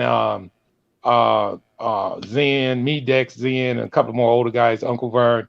I mean, we kind of monetize ourselves to a state or to an extent where we don't go off the rockers with language in such a way. And that's what I really like about the young guys who didn't throttle it down a little bit, who come on this with us. Because I didn't been on a bunch of other panels, and man, I'm talking about profanity latent. And Yeah. it's not necessary. You know, one thing my dad told me when I was young, Yeah. so he said, son, just because you say it loud don't mean it's right. No. So usually when a guy is doing a lot of hollering, then I'm not saying he's not all the way right, but it's usually something that he's trying to get across that's probably not true. Like they said, But a that hit dog statement, holler. A yeah, hit to dog say is the that one that statement holler. loud, just because you say it loud, does not Yeah. mean it's right. So in closing, I want to say this, guys. I appreciate you guys for giving me a chance to ask these kind of questions and us having a professional conversation about them, and us being adults, real adults, and discussing them in an adult manner. Because For there's sure. a lot of other channels out there, guys, that do not discuss situations in adult manners. For They sure. just go off on their mind and they say words and they say things about each other and even family members and whatnot. And that's why I wanted to ask about YouTube having the loud voice and is enough enough? Is it enough bad apples out there to stop this? And if it is, I hope they listening now, and I wish they calm down a little bit. I'm not saying stop doing whatever you're doing. Just take it for granted. I mean, just take it for what it's worth, guys. We all finally getting a chance for our voices to be heard. Sure. Appreciate it. Don't abuse it because as I quick as we got it, we could lose it. I So I would say, want to say that. Marvin, the monetization is the incentive for creators in general. And you learn this when you reach 1,000 subscribers. You learn the constrictions of being monetized real quick. For Yep. example, I got clips. I got to 1,000 subs probably 4 months ago. I got a Michael Jordan clip that's got 680,000 views. I can't monetize that clip. Take that clip away, and that's most of my traffic. Now I got those subs, but that has to go. Anything with other music from other, streamers or whatever, all that shit that might have the copyright on it, all of it got to go. You got to clean up your channel. There's certain things you got to do to prepare for monetization, and they put everybody through that process. Yeah. And it's a process. That's exactly what it is. It's a learning process. But to me, what it is, it's an But see, opportunity. guys circumvent that also because I've seen videos that Flight have, Mm-hmm. and I also seen videos of AB the Hero as well as Ball Facts, where Mm. guys smear out the watermark. Mm. And Oh so yeah. I'm thinking like, how by you smearing out the watermark that you can circumvent the rules when that video has an IP address attached to it. Well, don't try it with the NBA because they definitely will strike you. You understand what I'm saying? The NBA will strike you in 5.5 seconds if you put up footage. Now College too. they're not going to tear down your channel, but you definitely ain't going to be able to monetize. Well, they definitely don't want you putting no college footage on at all. Yeah. They would shut you down instantly. And I can So, understand. I can kind of understand it, you know. But I just wanted to give that shout out, first of all, to YouTube and then to all the professional people that come on this panel. I mean, it's like we already know, even though we're free to say whatever we want, we hold our tongue a lot of times, guys. And and I believe that really helps the younger guys who come on with us because we can get wild and they can too. But then you get a chance, like I say it all the time. Go around and listen to somebody else's channels. You wouldn't believe it. You can't even Yeah, get a because word in. Marvin, I will never go on Rated R, and you Yeah, did. I was. You did, and I was like, Marvin's brave as hell. I would never Man, I've been think on there a about bunch of tapping times. in. I wouldn't have. I had to get them guys straight, man. They upset me, man. They really do, Zen. I Because understand. And we feel listen, I'm you. We nobody feel you. We special. feel I'm you. nobody We ain't special. no commercial for nobody I understand Yeah, because yeah. they ain't shouting But us out. So we, for real. we that's got to right. keep the I'm balance. talking about. I'm talking about flight. I'm talking about flight sports.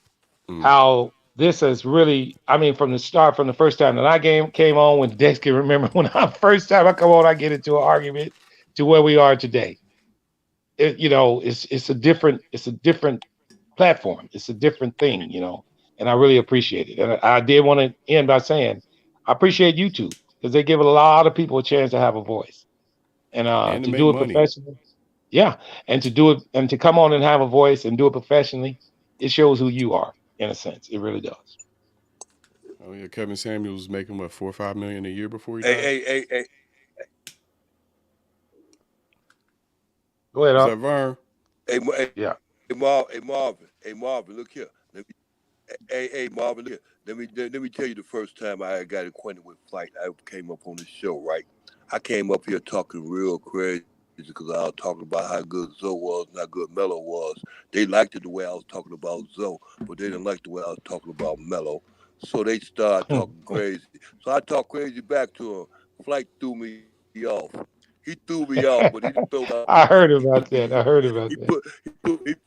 he put me in, yeah, he put me in time out. I can't. He brought me right back in. I got back in him some more. Then I started talking crazy about the New York Knicks. He kicked me right back off again. Look, Marvin, he got me twice, but he let me right Now he's back supposed on, to know Marvin. better.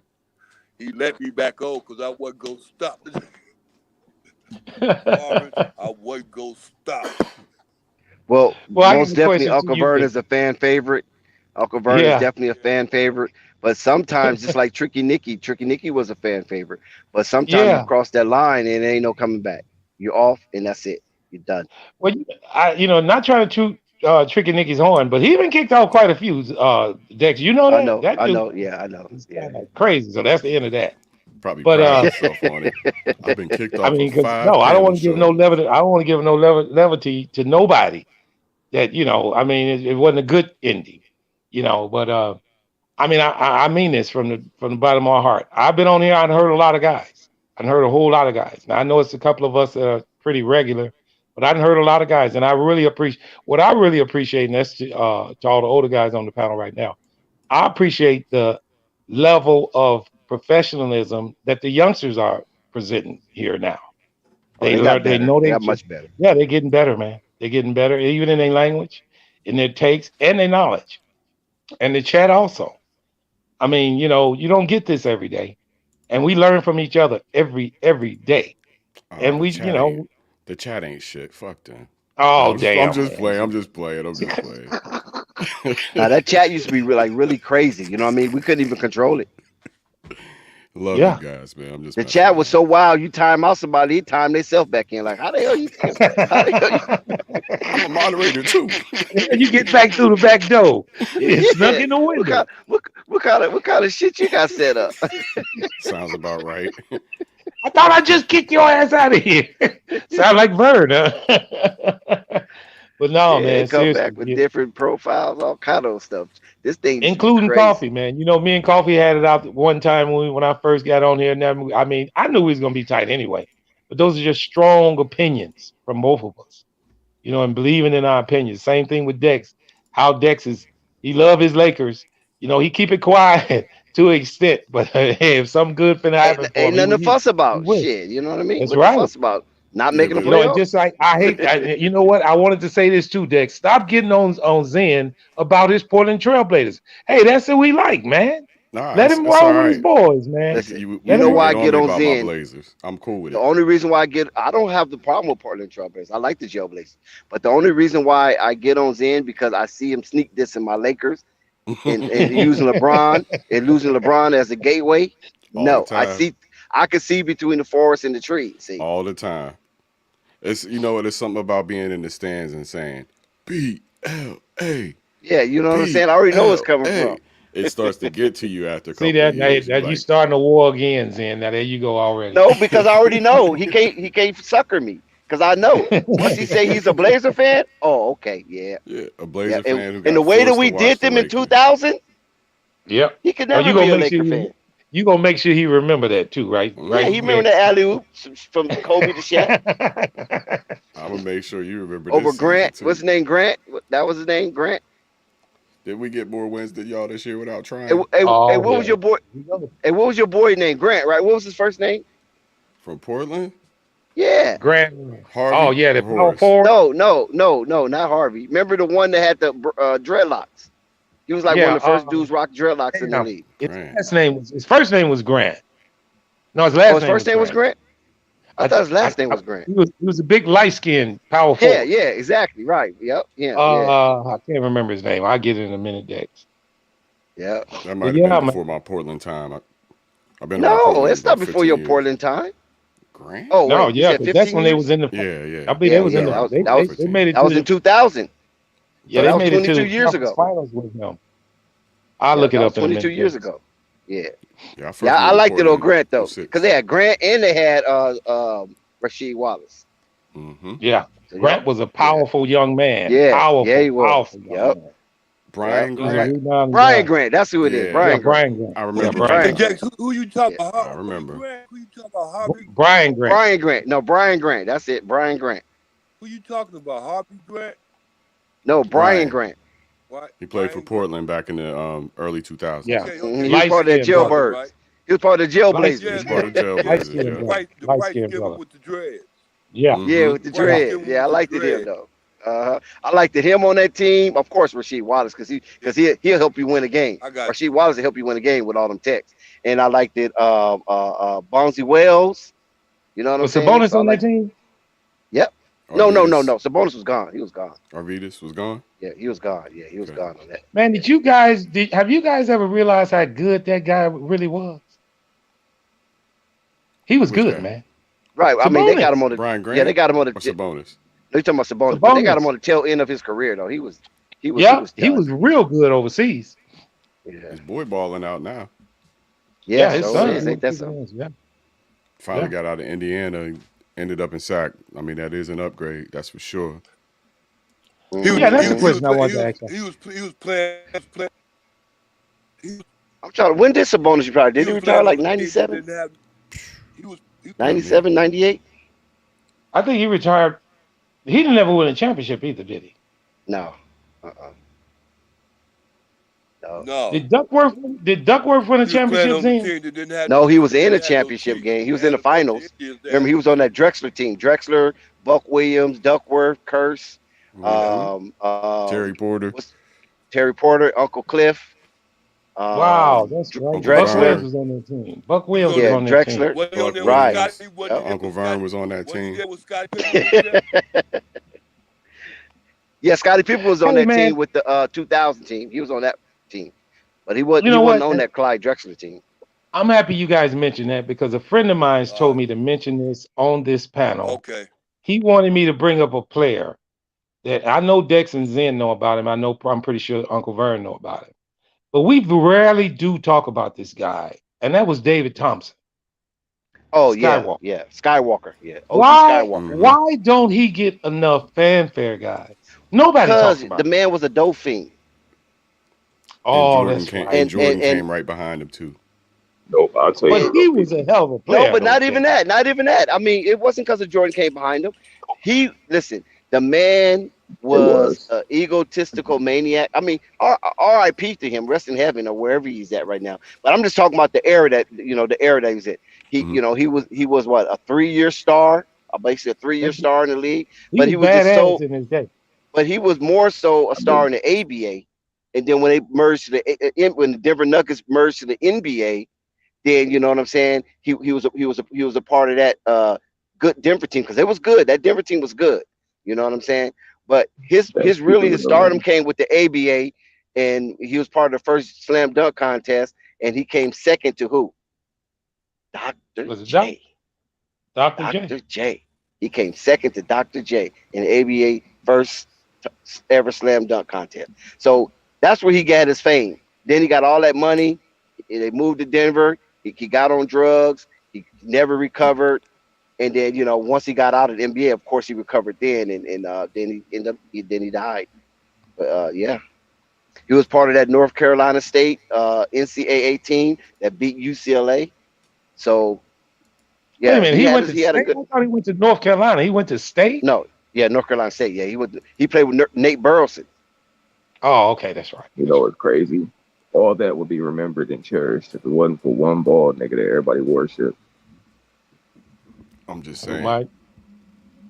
Yeah, Well, Thompson was a little bit before Mike. Yeah, he was before Mike. Mike didn't erase all of niggas. That's the issue. But Mike grew up watching him. Fan of Thompson. Yeah, there you go. There you go. That's right. Sure was. Mike grew up watching him because he's from North Carolina. Talks about any of these guys. Yeah, Dave Thompson is from North Carolina. He's from Raleigh. relatively irrelevant, Nico. All they talk about is one nigga. I still talk about. I used to love Gus Williams, who played with Seattle. Oh, Gus, yeah, the shit, Gus. Yeah, the Wizard. Yeah, I know. I talk about a whole lot of more players, Nico, than just Mike, because there was some bad boys back Gus then. Williams. You have to see the Moncriefs of the world. Mike, the only one your generation want to throw under the bus, Nico. That's why. Well, see, you have Kiki Vandeweghe. Don't forget Kiki Vandeweghe was a hell of a player back in the day. Y'all don't want to throw Magic under the bus. Y'all don't want to deal with Isaiah or none of the other greats. Y'all always target Jordan. Why? Because you want LeBron to be better, and he's not. Let's just. We don't want LeBron to be better. He's way better by far. There it is. There's the lie. I mean, but he really. Who throws Magic under the bus though? Who throws Magic under? Nobody. The bus? Well, the thing is, because they acknowledge Magic for what he is, there's no reason to throw him under the bus. Because you feel like LeBron's people better have a than real Magic. lens when it comes to Magic. When it comes to Michael Jordan, it's fake. Whatever. Okay, now Nico, I got a question for you. Why is it so obvious that you feel that LeBron is better than Mike? 6'9", 270, unstoppable force of nature. Shaquille O'Neal, 7'2", 303, unstoppable force of nature. I mean, when you start talking about size, Shaquille can't do nothing but dunk and layup, and that's all LeBron can do. Shit. Okay, so you're not going back. Dominance is dominance, though, Nico. Hold on, guys. Let me ask you. So Nico, so you're not going by raw numbers. You're going by size and strength. It's ability, size, strength, and numbers. He has everything to back it up, except the number of NBA titles. Everything else is far superior to the existence of Michael Jordan. Is that true? I'm done talking to these children about their fantasies. All right, Nico, listen. Let me. All right, I'm not trying to knock your take. Have we seen LeBron James? We're finna put Nico in the center. Wait, Nico. We want Nico to expose himself. All right, I'm going to run down some numbers to you, Nico, and you tell me if I'm right or wrong. Does he have more scoring titles than Jordan? If he played in the 90s, he would. Oh, Nico, stop it. Do we or don't he? Okay, Nico, just let me do it one at a time. Insinuate them circumstances, Nico. Just yes or no, Nico. You saying he's better than Mike, so he must have these stats better than Mike. No, so I'm going to ask another one. If he's better than him, then he got to be did it better than Mike, right? No, look, it's not his fault that he didn't play it in time where they had 15 starting white point guards. If LeBron James played in that time, he'd be an all-time leader at almost every. But name the 15 white starting point guards. Dex, don't make me do it. Come on.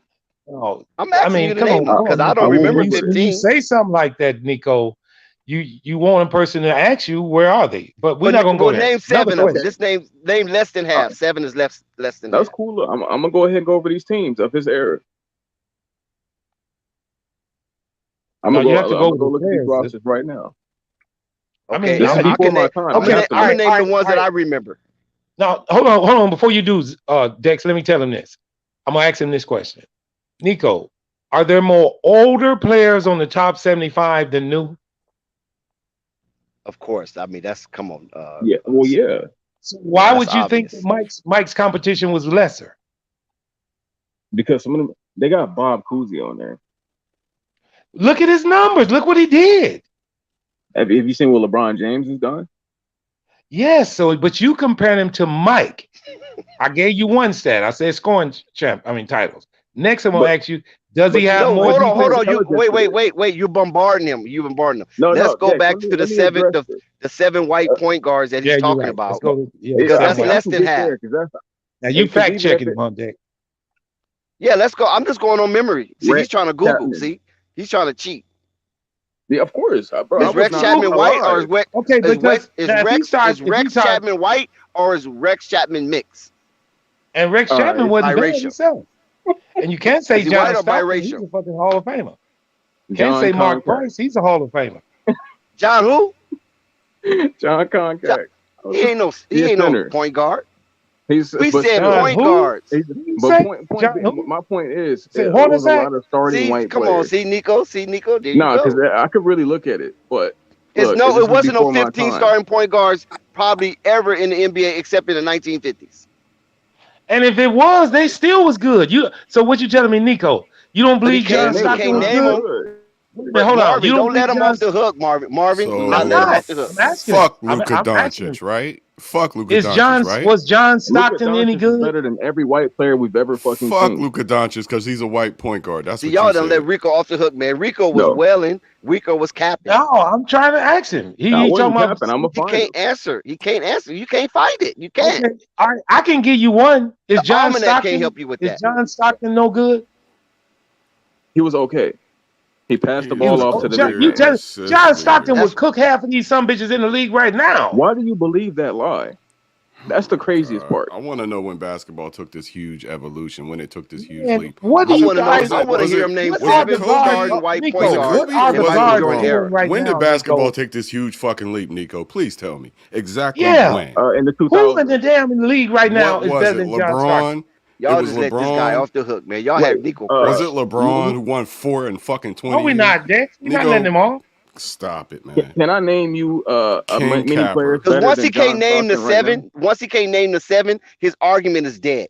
Because that's what he used as a But that premise doesn't make to it not say that factual, though. Michael Jordan really wasn't that good. It's a red Okay, herring in the first Nico, place. It's a shitty Yes. I tried argument to in the give you. first place. Yes, sir. Yes, I sir. tried to give you some numbers that they match up against, and you saying when I give you that, you say, but look who Jordan played against. Yeah, them niggas is trash. So Can we who's get the good seven? now? That's Can we playing get the against? seven Who's good Caucasian now? point guards? Yeah, That's I all I mean, Well, want. I mean, guards in general, small forward. Look, the thing. See, there you Look, go. Dex See, out here kicking the playing. can. He kicking the can. He kicking the can. Look, he but putting the that whole doesn't damn negate league the against fact. him. There was still a lot of these players. Any white player in the NBA after Hey, was You Danny made the Ainge 1980, playing? statement, Nico. any white I player, didn't propose that question to you. You made Was that Danny Ainge bold, starting? blatant statement. any white player in the NBA after 1980 earned his keep. Period. Nah, And if you nah, want I'm to say not trying to that white get dope players, seven. era. Can I get Larry seven, Bird Nico? is one of the Did top Danny five Ainge start? top five players that ever played the No. game, and he Can white. we get Larry seven Bird. white point guards? Because he said Did Danny Ainge 15. start? Nah, I'm it's not gonna just get point guards because he was playing against shooting guards. no, but you So said point guards, Nico. See, you said point guard, 15 point guards. And I You said, said okay, if you 15 can't white name point guards. 15, give me seven. That's half, less than half. Seven is less than half I of give you 15. some guards. So then, did Danny Ainge start? So are you changing Yeah, it he now? started. Yeah. Are you changing it? I mean, he wasn't guarded by point guards, so I have to change No, it. no, but you said it was 15 white point guards, and I said no, it wasn't. And you said yes, it was. And I said, well, name them. You said okay, wait, hold on. I said, well, you know what? I'm gonna help you out. Name seven. That's less than half. Can I get seven, or do I got to go less than half of that? Can I get Go to four. Go to four. Jake. Go to 3.3? four. Can I go to 3.3? Well, I mean, No, I got a look, the question for thing is, Nico right quick. Who in the league right listen, now could guard Jordan? It was only 3 white point guards that started during the Jordan era. Since he say this league is so much tougher, who in this league right now today could guard Michael Jordan? Without being able to knock him to the ground. I mean, I just Well, want you to Nico, give where'd me you three go? players. See, Nico Three done ran. I'm players in sorry. today's league I'm that sorry, could Nico. guard Come back. Michael Jordan and stop him from getting 35 a game. Without being able to hand check him. Now you say the league is so much better now, so give me three. Matter of fact, could LeBron James guard him? The fastest he go to first sleep? step in the Nico history of gone. He basketball. left. He couldn't even Damn, we defend done it. ran him off. Did The we run him fastest off? first step in the history of basketball. Nico said he ain't finna be on a solo and y'all bashing his He I head mean, can't I in ain't like mad that. at him for liking He came LeBron, with but the he got to silly understand this league is not way watered down. I mean, Jordan's league wasn't watered down. Oh, he back. He done found some information. He back. I'm on for Uh-oh. I thought I was speaking. I was saying that, for one, Klay Thompson locked that nigga up. I What? need you to understand that. Klay Klay Thompson Thompson locked is- that Okay, nigga let up. me name the point Andrew guards that I Wiggins can will lock recall that that nigga up. started. You had Lord Mark have Price. mercy. You had John Stockton, right? You had Mark Price. You had John Stockton, and Danny who Ainge. was the other Danny white Ainge. point guard that started? You want to say Danny Rex Ainge. Chapman? No, Danny Ainge wasn't Yeah, the point guard, was the shooting guard. but I still, think these I are think still Nico guards, just bro. Dennis likes to get Johnson us. was the I starting think point Nico guard. just likes to get us riled up. I don't think he believes half the It's shit not he be I mean, riled saying. I up. You don't get niggas is riled not. up. I You are don't get being that. facetious. I'm not You know riled these up niggas because is I can run some. trash. Because all I got to Uh do is oh, run some you got numbers some off, help. and they can You tell got me he some played help, against them. Nico. You got some help. If Nico I and if I Rico. if I run the numbers off to him, he gonna tell me the players that he played against wasn't no good. So They ain't no need in actually saying no. weren't. That's the thing.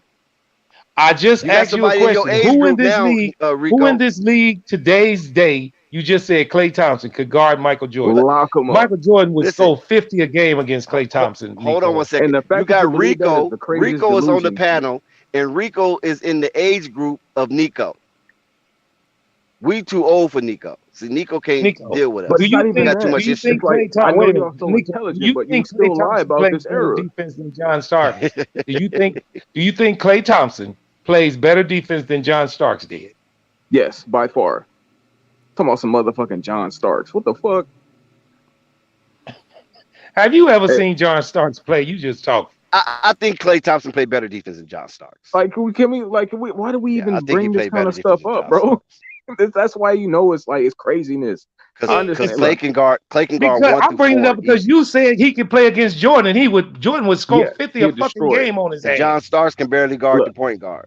I'm gonna tell you this. Jordan would score Unfortunately, 50 a game on that boy. look, when I'm 50, when I'm y'all age, I'm not gonna sit there telling the young kids that Klay Thompson better than the current amazing player I'm looking at. I'm not gonna be telling those lies.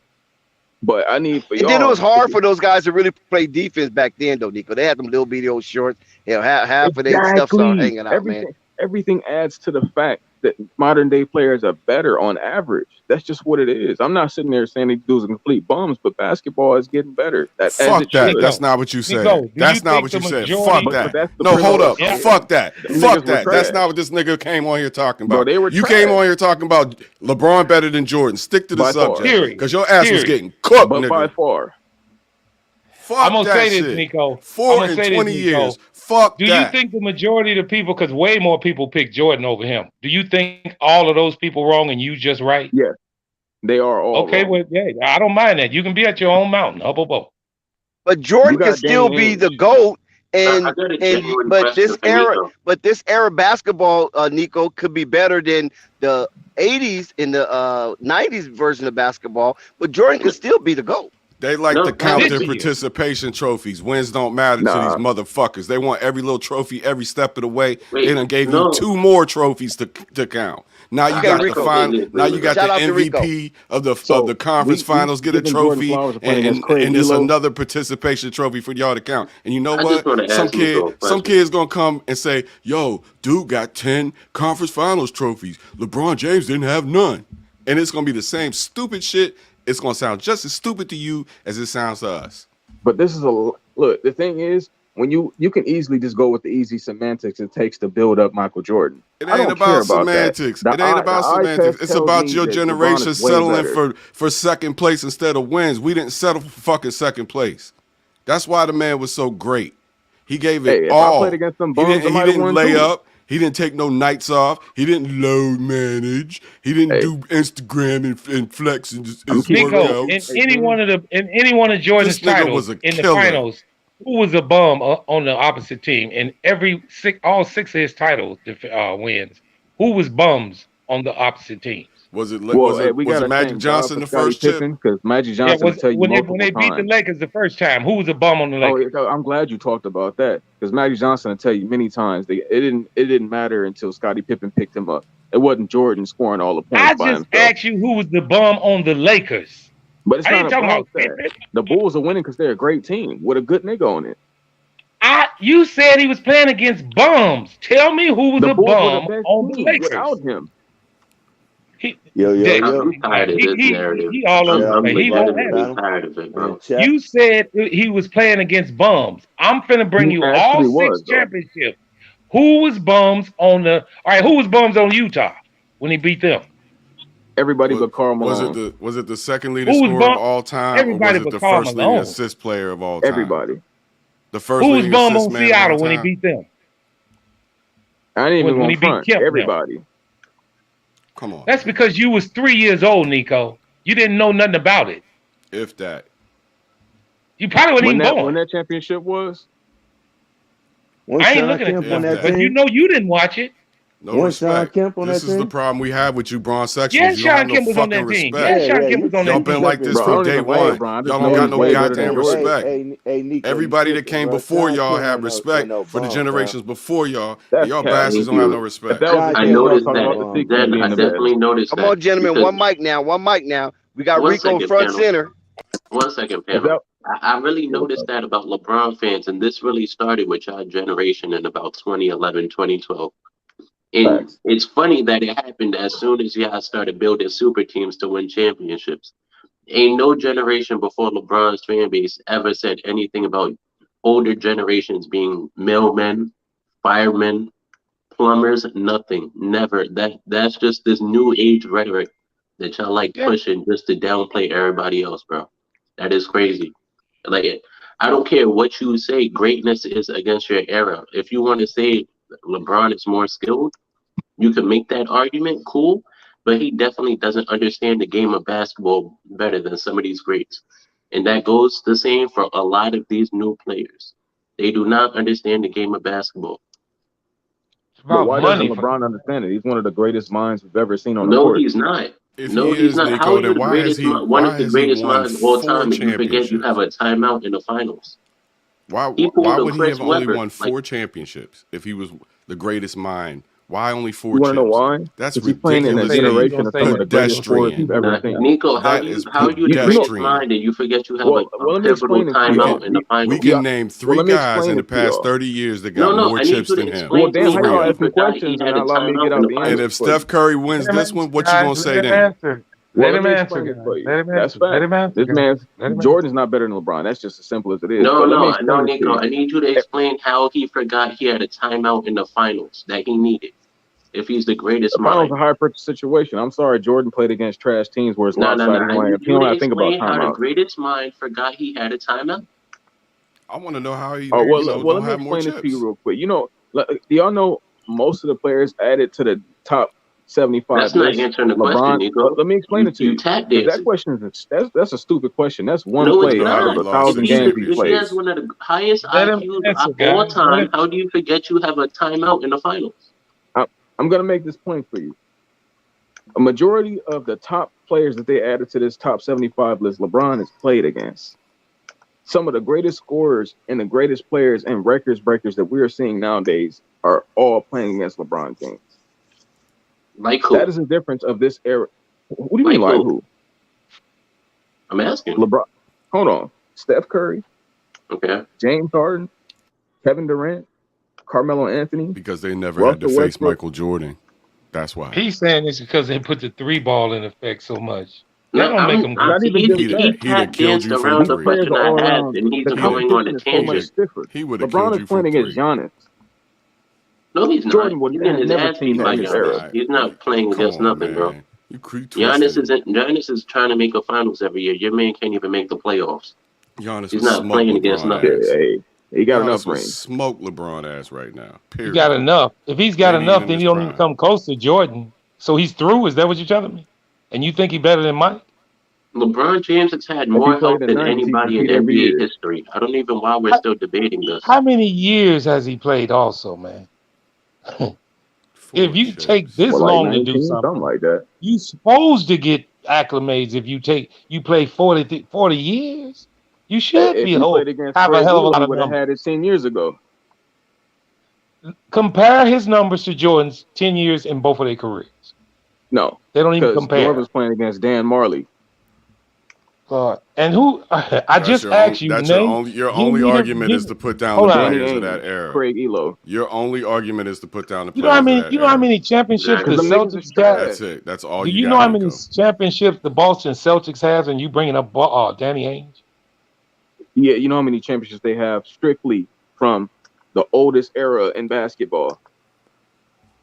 See, that shows how old you are. Did you ever see Larry Bird play? That's nothing compared to the amount that they have. I'm asking you that to ask you this. Do you think Larry Bird was a bum player? Yes. No, look, the thing is, Yes. No. You He have played. to. He played You against can't bums. double back now. You Larry have Bird to. was nice. You I'm not saying have Michael to, Jordan Nico. was trash. He You played said he against was trash. nice. You said he was nice. Yes. Michael Jordan ain't never beat that nigga. Of course he nice. Man, Larry Bird was one of the baddest white boys that ever played this game. You're right. That's why Michael Jordan has 0 wins against him. But you said Jordan was playing against bum people. He played against Jordan. The teams he beat were bums. Bird. The niggas he didn't beat, those are actual nice players. All right, now you remember at the beginning of this, Michael Jordan took Michael Jordan took the equivalent of the Orlando Magic and turned them into a 6-time champion. That's what he did. And also, all I was wanting him to answer was this: Jordan won 6 championships. He won 6 championships. Out of those 6 teams, who was bums on those 6 teams? From the Seattle to the Utah. He said all of them was bums. The biggest bum was on his he team, sure though, did. He Scottie said Pippen. all of them bums. Nico tripping, fam. Yo, I'm Nico, sorry, why you LeBron don't want to ain't bring Steph out that Curry. Scottie Nico, Pippen sat have you out a ever seen- pivotal have you game ever 7 seen- because he had a headache? Have you ever seen Why Sean you Kemp bring play? that up? Have you ever seen Sean Kemp play? Apparently not. For him to say he a bum too, bro. Bro, that's You ever just seen a Sean Kemp? fat nigga. That's a Zion 1.0. All right, I want Dexter to chime in on this one. When the Bulls beat the Lakers, y'all being when the Bulls beat the Lakers, who was a bum on that Laker team? When the Bulls beat the Lakers, who was bums on the Lakers? No, you should let Nico answer that. That's Marvin. his team. That's his team. That's what I want. I want Nico to answer that. Who was a bum on that Laker team when the Bulls beat them? So this argument was over 3 championship losses ago, maybe 5 championship losses ago. I just want to know who the bum was on the Lakers. Lakers. I'm sorry LeBron played Klay Thompson. Michael Jordan. The best nigga that Michael Jordan played against was Reggie Miller. Get off Clay's nuts. What about Charles Barkley? Talking about Klay Thompson, man. Hey, what about wait, you know what's hold on, Nico. Tell you he played with bums. Hey Zen, this right here gonna shut up about Klay Thompson as soon as they meet Miami or Boston in the finals. He ain't gonna never shut up when he gonna get his 4th ring. He gonna shut his ass down. I ain't gonna say that, but he ain't what he used to be. He gonna be so they gonna shut his ass down. Banner. They gonna shut his ass down. Klay Thompson holding his 4th championship. I'm sorry, man. Look, that would be hilarious because I want to hear. Just because you laugh don't mean it's right either. You know, when you're talking to older guys, just because you laugh don't mean it's right either. Hey, that don't mean I ain't been wrong about the Warriors all season, so I'm not gonna be wrong now either. Yeah, you said Klay was gonna drop 60 points, 60, 70 points. That's not the Warriors. That's Klay Thompson. That's an individual accolade. And what are you so right about? Because they ain't won nothing yet. They're going to win it all. Everybody said they was gonna lose in the 1st, 2nd, 3rd round. No, everybody didn't say that. Everybody.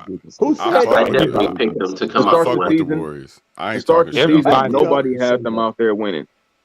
I fuck with the Warriors. How about that? Well, But I'm gonna tell you, like I said, Boston. now I ain't trying to shoot no shot at nobody. I picked Miami to win it. If Miami get there and y'all get there, we'll see who wins. Period. Oh, it's gonna be. You know what? That's what I feel the most bad about is when y'all have the faith in the team that isn't winning, and you got to see them die on stage in 4K, and it's on the way. You mean like LeBron losing 6 chips?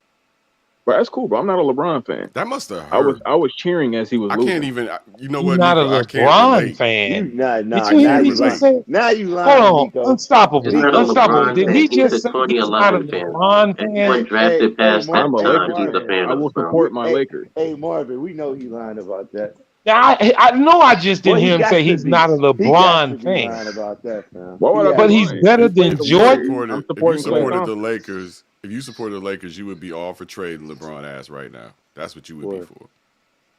Just like you can't most Lakers fans. I don't know what kind of organization y'all run, but we actually have respect within ours, and we love our players. Oh no, he brought us the championship. No, sir. I watched you Lakers fans all season. The whole Civil War. Half of y'all was LeBron fans. Half of y'all was Laker fans. That's what I saw. Personally, that's a factual statement. The Lakers fans was fed up with the bullshit, front running and phony shit, and the LeBron fans was like, "Oh, he's scoring 30." Yeah, I didn't care about the 30. I wanted to see him win, but we're not just gonna get rid of him because he don't get it done for 2 years after he just won. You want to bet? Okay, How so long is did he it going to take bring Kobe to another win after Your championship Shaq in team LA? is sunk, and there's one way out. Hey, when Shaq left, how long did it take Kobe to win? Man, Shaq delivered 3 titles. Let's not talk Okay, about Shaq. Wait, so you we're Shaq's not saying talking jersey about will Shaq. be in I the said, how long rafters. did it LeBron better take than Kobe to Kobe LeBron's win? too, jersey right? will never be in the Lakers rafters ever a day in Kobe his life. wasn't Hold even up, Rico. 38 years Let me old. ask you Hey, this. So is hey, LeBron better Mark. than Kobe also? No, I want it from No, Nico. he's not. But he's better than Jordan.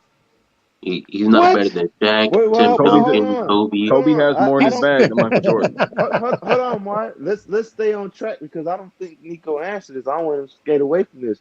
Who was trash on that Laker team when Michael Yeah, beat him?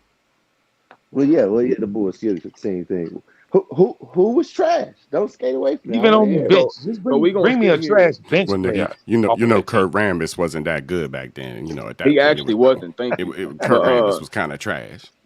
I mean, let's keep it real. Niggas out here acting like James Worthy really that nigga. Is that what y'all talking about right now? I mean, AC I Grant was mean, he kind was of. Are you averaging acting like he 20 and wasn't? 7, Are you right? acting like he was? He was averaging 21 and 5. I'm sorry. Yeah, he's in a shit era. He better. Nah, bro, we're not hearing that. We Man. not because not even Magic was averaging that much. Like Magic doesn't look to score. He's a pass first point guard.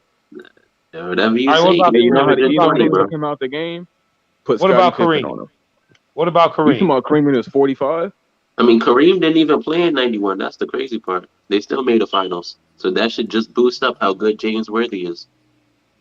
No, it should boost up how good Magic is. When you By play the with a way, pass first by the point guard way, and you get around and run, I'm you sure can Mike win. Tyson would get filleted in today's boxing arena. I'm sure he That's would a just get fact. tore up. If he fought against Tyson Fury, a nigga that's 6'7", reach, strength, just stop while power, you're ahead. Stop while you're ahead, Nico. we're not gonna stop while I'm ahead. If you think he can box a 6'9" nigga, you're insane. I want to hear He you. did Go it, Rico. on, please. Nico, Go he on. did it before, Nico. He No, knocked we out a talking bunch about a of 6'9" 6'9" nigga brothers. who's actually great at boxing. Oh God. So No, so Nico. wait a So, minute. like, how does sports work to you? Like, does Yo, everybody shit. just turn into gods into every 20 years? No, there's something called anomalies, and certain people are anomalies. LeBron But James, everybody to you who plays NBA basketball today is an anomaly. That's what I'm no, asking you. but they're actually not. That's why I talk about LeBron James as the focal point of being better than anything from the 90s. But he's I not an thought anomaly. He's But just he's a not. stat pattern. He's Like, You not. we've just seen told us you LeBron wasn't James a before. LeBron His James name was If fan. we Will don't think a Chamberlain. nigga who's 6'9", 270 playing until he's 40 at a high level is an anomaly, we're fucking No, I've insane. seen Will Karl Chamberlain. Malone. I've seen Will That's Chamberlain, called bro. medicine. Will That's Chamberlain's called not medicine, 6'9", Nico. That's 270 called getting a anything. shot You're before right. He's He's 7'1", 7'1". 210. that's called getting a shot before every game, Nico. Or And we acting Balco. like that bald nigga wasn't on steroids? His No, hair he just fell wasn't. out by He itself? wasn't. Okay. He was smoking No, he cigarettes. ain't If never you had want no his problems with no cigars, steroids. bro. No. He was Oh, his hair drinking just fell Henny out and by itself. cigars My fault. every day before a And he game. played with, and he hardly ever missed games in the whole season. Yeah, steroids do it to you, don't it? Hey, how Nah, many? the Hey, steroids actually how make your many? body Hey, break down. how many 82 games LeBron James played?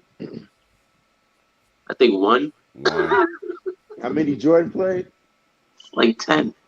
His last game, his last year in the season, in his career, he played 82. Every time 8 Michael Jordan straight. won a championship, he was first team all defense. I can't say Yeah. the same for And here's LeBron, another bro. stat I want to throw And he to him. better be all 8 defense straight against niggas years. posting up. 8 straight years, Nico. The Bulls never lost over 3 games in a row. You know that, Oh Nico? man, 8 Nico is funny, straight bro. years.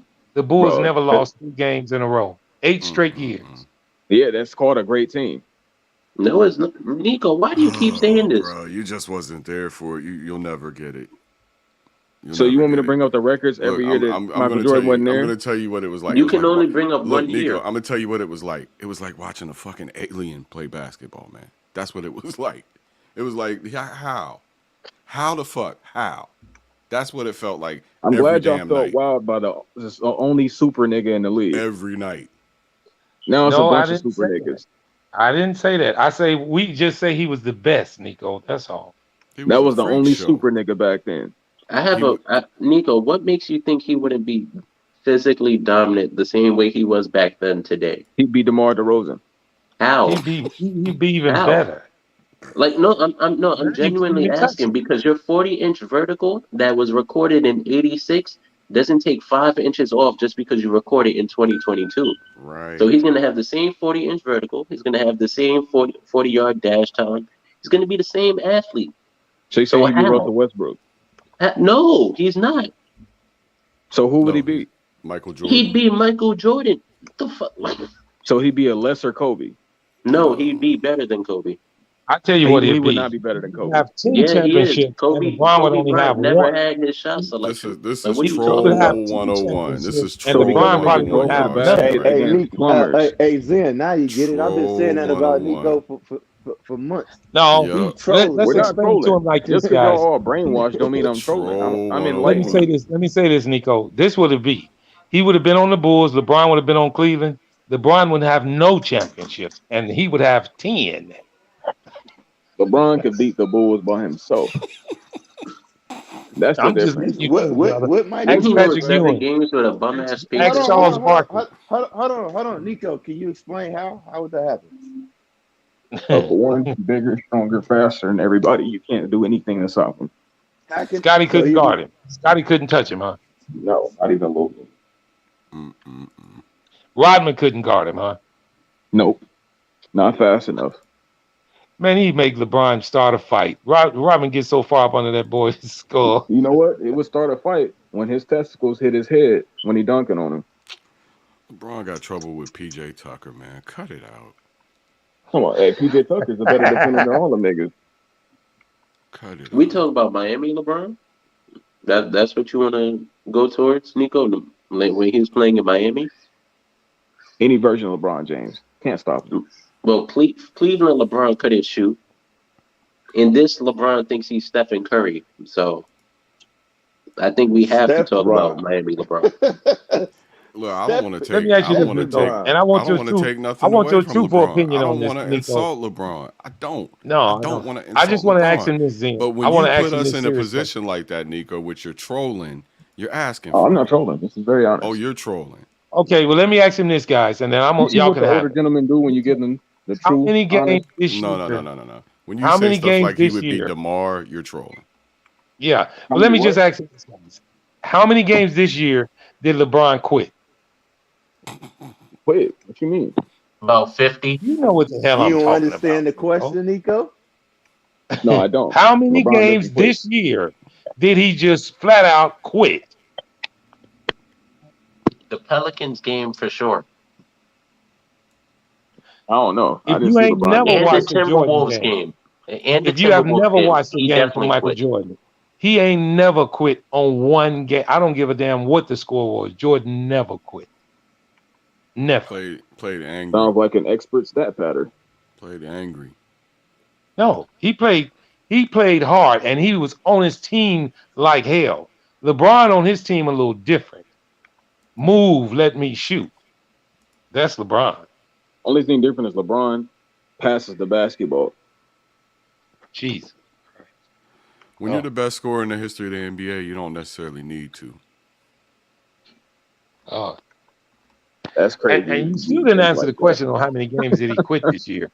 The panel want to know, can you give us a number on how many games he quit this year? How many games did LeBron totally quit this year? When has LeBron quit? Like, what are we talking about? Oh my God! The 5 Pelicans minutes game. left in the game. He Walking walked off out the the arena. court. No, the man didn't quit. Talking about his damn knee hurt. Talking about come on, man.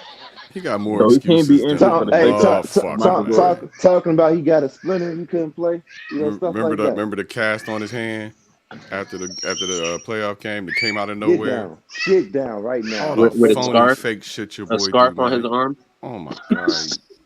He's such a Rico clown. brought up a very good point. He said the game against the Pelicans. Oh, he definitely quit that Nico? one for sure. You remember that game, Nico? That was here recently. Now I know you ain't that old, but you ain't that damn young either, because that game was just not a couple of months ago. The game Pat Bev was slapping him on the ass and calling Westbrook trash. He quit that game too. Oh, by the way, y'all, Ken Griffey Jr. ain't shit too. What? Nah, according to Nico? Yeah, Ken Griffey Jr. ain't shit. God. Okay, I'm not even acting. Yeah, Jerry Rice got to be shitty. You say King Griffey Jr. wasn't no good? Yeah, and Jerry Rice too. They all shitty, bro. I mean, they played in the 90s. What? Unfortunately, I'm taking Calvin Johnson Jr. any fucking day over Jerry Rice. I'm sorry You to take tell you. who? Calvin Megatron. He'll take Calvin Megatron over Johnson Jerry Jr. Rice. Any fucking day. Now, Megatron was 6'5", good. run a When 4.3 you say route they are runner. no good, you speaking wrong. Those guys are legends, man. No, I didn't say they weren't good. The competition they were going against, not so much. On average, those niggas were not that great. Man, They were average at best. You think the 90s? You think the 90s was the 60s? I swear you do. The 90s was not that freaking long ago, bro. It wasn't. It really and the fact wasn't. that you disrespect the 60s when them niggas was actually hooping is fucked because up. they had 10 teams, my guy, and they had 2 different leagues, my guy. It wasn't the NBA, and they had affirmative action. They had affirmative action for white players, my guy. So there couldn't be but so many black people on the court. We disqualified that era, but we respected them. And I tried not to throw people like Koozie under the bus, but Koozie likes to open his mouth, so Koozie can get it too. But we respected them, and when Jordan became the it guy, he didn't turn around and say, F Magic, F Bird, everybody, I'm going to be the next, I'm going to surpass them. He didn't do all that. He respected them. Go listen to Jordan talk about being asked about being the greatest, and then go listen to LeBron. And that's the difference between those two men and why their careers played out that way. One sat there in his barbershop on his TV show and declared himself the greatest of all time. And the other one said, look, I don't think it's fair to compare eras like that because I didn't get to play against these guys. Hey, you see the look his homeboy gave him when he said that? He didn't believe that. But you know what's unfortunate? We got niggas out here truly brainwashed by Michael Jordan. That's the unfortunate part. Because we know this nigga's watched it firsthand. But we know this nigga's a top tier scumbag. What's that got to do with his court? And what top tier scumbag do you have? You got gambling. What else? What else you got? Have you not heard all the stories from all his friends and people he's played against? He's not the most agreeable person in the world, but what crimes does he commit? And now I'm from Chicago. Now I can vouch for him on that. He was a hell of a teammate. He talked about his teammates, but he made them better. Marv, I tell Nico all the time, bro. Everybody knows Jordan's an asshole. I mean, what else is new? Top tier scumbag. What else is new? That doesn't make him a scumbag. Don't take away from his game on the court, though, Nico. Is what we trying to tell you. He an asshole. I don't like him as a teammate. Therefore, he's not the GOAT. That's not how that works. When you are the most famous athlete in the world, some people don't always handle it that well when it comes to handling people and personalities, and that just wasn't Jordan's strong suit. But hey, shout out to teamwork. You a smart nigga. I lived in the city. I lived in the town he built, which was Beaverton. Everybody in Beaverton knows he's an asshole, but we still go to the party. You have to make it make sense. Why do you feel like he couldn't win on any? Like this, that don't even make sense, man. Teamwork. Can you come express this? You know they always gonna beat down on me with these old head lies and shit. All this shit means nothing to the fact that LeBron James passes the eye test and the ability test to be better than Michael Jordan any and every way. He doesn't, though. He doesn't pass the eye test. I mean, he does. Do you know that LeBron James is going out backwards? You know LeBron James is going out backwards. Damn near everybody in the league hate him now. And you know what's also crazy? Somebody asked me how many times LeBron James quit this year, knowing that old ass nigga quit on his team multiple times. Like, it's so disrespectful. You know what I'm saying? LeBron asked himself, did he quit? Shit. Hey, when did LeBron ever retire on his teammates more than once? Retire. When did he ever win 6 championships? Is all about stat padding. He's all about stat padding. Oh, see, he's out trying to break records. Now we really kicking the can down the road. His teammates, 25, and he's still trying to get 30 points. Hold up, When did Michael Jordan leave the Chicago Bulls, go play with 2 superstars, come back to the Chicago Bulls, leave the Chicago Bulls again to go play with 2 more superstars? When did Why that would happen? he have to do that when his team's the best? I don't think you don't get Flight Sports, I love y'all. Good night. I gotta go too. I'm just gonna listen because I like Nico's takes, but I don't want to ask him no more. Through it, Nico. He's stuck, dude. That's what I hate that LeBron didn't do, bro. You know, but you never seen Jordan do some shit like that, man. All right, look, I'm gonna come with what Teamwork said. If Jordan a GOAT, so is Scottie Pippen. How? Scottie Pippen was crying about headaches and sat out pivotal He game picked up 7. the best offensive player for every team every year of his career with Jordan. Not all the time. No, he didn't. No, No, he Not all the didn't. time, don't bro. matter. It's the No, he majority. didn't. No. That's not Jordan true. did. So Y'all who Jordan, picked act up like Magic Ron Johnson? Harper Jordan, wasn't on teams. Ron Harper was the one guarding the best offensive player. And what are we talking about? Oh, thank you. Ron Harper's also a very good player who Okay, was an and Dennis all-star. Rodman, but y'all no. What I'm saying is y'all overrated Scotty. This is what it's coming down to. No, we're not gonna overrate Scotty. Yes, y'all Let's are. not even go there because we come with some bullshit. Do you know when No, Michael Jordan no. We retired, can stay Horace right there, Grant? Nico. Let's talk Look, about where you want to rank Scottie Pippen. he's a great player. But I want to add this on. You know when Jordan retired, Horace Grant became an all-star? Yes, I do. You know the nigga you just mentioned became an all-star? Who, Scotty? No, the Who? other old nigga. The 6'6" bald one that's light-skinned. Well, not light-skinned, but lighter Ron brown. Harper? Ron Harper, there we go. Ron Harper wasn't on the team, I don't think. But still an all-star. These niggas became all-stars, elevated their play with the lack of Michael Jordan. It's not that players couldn't He play, was but an all-star on a different team. But he still hounded these players to his team. These are the players he brought in his harem and won with him. And we acting like he didn't have the best team every year with him added to it. Of But course he they won didn't. fucking 72-10. He didn't have the best team. Oh yeah, when I he was get it. losing, you're right. Without him, his team was having a mental breakdown in the second round, and then the season after that, they were completely trash. They were a 500 team. They had one good year without Michael Jordan, and they fell apart. They went back to being the regular ass Chicago Bulls of the 70s. That's what they went back to. Of the early 80s Chicago Bulls. That's what they were before Michael Jordan and without him. What's They had that nigga that one was the good greatest year. Y'all European player? overblowing. Y'all really overblowing one good year. But what's that nigga who was the best European player at the time? I forgot his name right now. That Michael Yeah, Jordan he also played came with. to the league, and what Who was he? coach? How good was he in the league? Hey, it don't matter. He was on Jordan team. No. Pablo Prigioni at one time was the best player overseas. He came to the league. How good was he? That's why I'm asking you. How good was Tony Kukoc? Good enough to hit that shot. Was he an all-star? You can't be an all-star on Jordan team. Fuck no. He was playing without him, wasn't he? Shit, I don't know, bro. You asking Yeah, this he before was. my He was time? drafted. Yeah, remember, like you said, You Michael done Jordan made retired. Marvin. He played without him. He still wasn't an all-star. Y'all just stop. Y'all can't be I mean, it doesn't mean nitpicking he these wasn't good random though. things, and then when it gets addressed, it's just like we got to move on because it's not accurate. We should move on because Jordan. And if you want to say Michael Jordan had the best team, I could tell you for 10 years straight, LeBron did. From 2011 all the way until KD went to Golden State, he had the best team in the NBA. That's about 10 I years mean, straight, bro. I don't know about that. He Tony didn't have the Parker, best Tim team in the Duncan, league in Manu Ginobili, Miami. Kawhi Leonard, Manu Ginobili, Tony Parker, Tim They was Duncan. old as shit.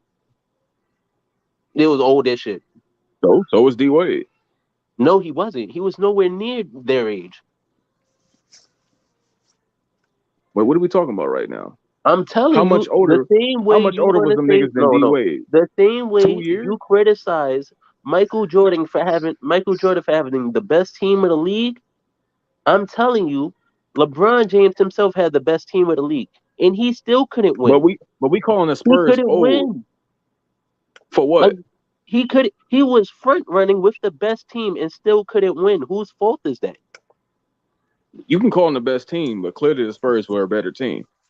No, clearly you had one ball hog stat pattern, and every game was done by the third quarter. So You, all right, you I know can you look don't that like up. LeBron. In all four Spurs wins, every game they were down by nearly 20 by walking into the fourth They're quarter. playing a good team. What do you expect? A good team of what? Tony Parker is a year older than fucking Dwayne Wade. Yes. Okay. How old was Tim Duncan? That nigga was probably like, what, 33, 34? All right, Nico. Them niggas was not that old. Why do you think they won? It was old, especially compared You to playing Miami. right now. No, I'm not. Especially compared to Miami, All they right. was old. Well, let's say this: if Tim Duncan's 35 at that time, that's on his last years of being a power forward. He's still better than fucking Chris Bosh. Tim Duncan didn't slow down to about 37. That's when life really hit hard. What? Tim Duncan was averaging like 13 points, Nico. Okay, He was he was averaging like never 13 and a 7. great scorer. He was never a great scorer. That's not true. Yes, he was always a great scorer. Especially That's- early on in his career. When he was averaging 20, he had the ability to average 30. But unlike LeBron, he put his team first and let them eat. You said you just It's tried to get called right not by that. stat You said he padding. averaged 20. In his worst year, he averaged 13. His best year, 20. Worst, No, 13. I'm talking earlier in his career when he He was was younger. average. The most he averaged is 25 Exactly, averaging like 20. for And he quote had the unquote great ability, scorer. like I said, Nico, he had the ability to average more. But unlike your boy LeBron, Tim Duncan put his teammates first, and that's why he won more. Well, it's what a great He's coach should do also for you, better than wouldn't it? LeBron James all time. Thank you for That's bringing what a up great Tim coach Duncan. do for you, don't it? I'm sorry he can't have Phil Jackson. Yeah, we about to get up out of here, y'all. All right, I appreciate it. I appreciate you, Nico. Yeah. We're back with Flight Sports TV, man. That's my dude. I rolls with him. you heard what the man said. It's Flight Sports TV.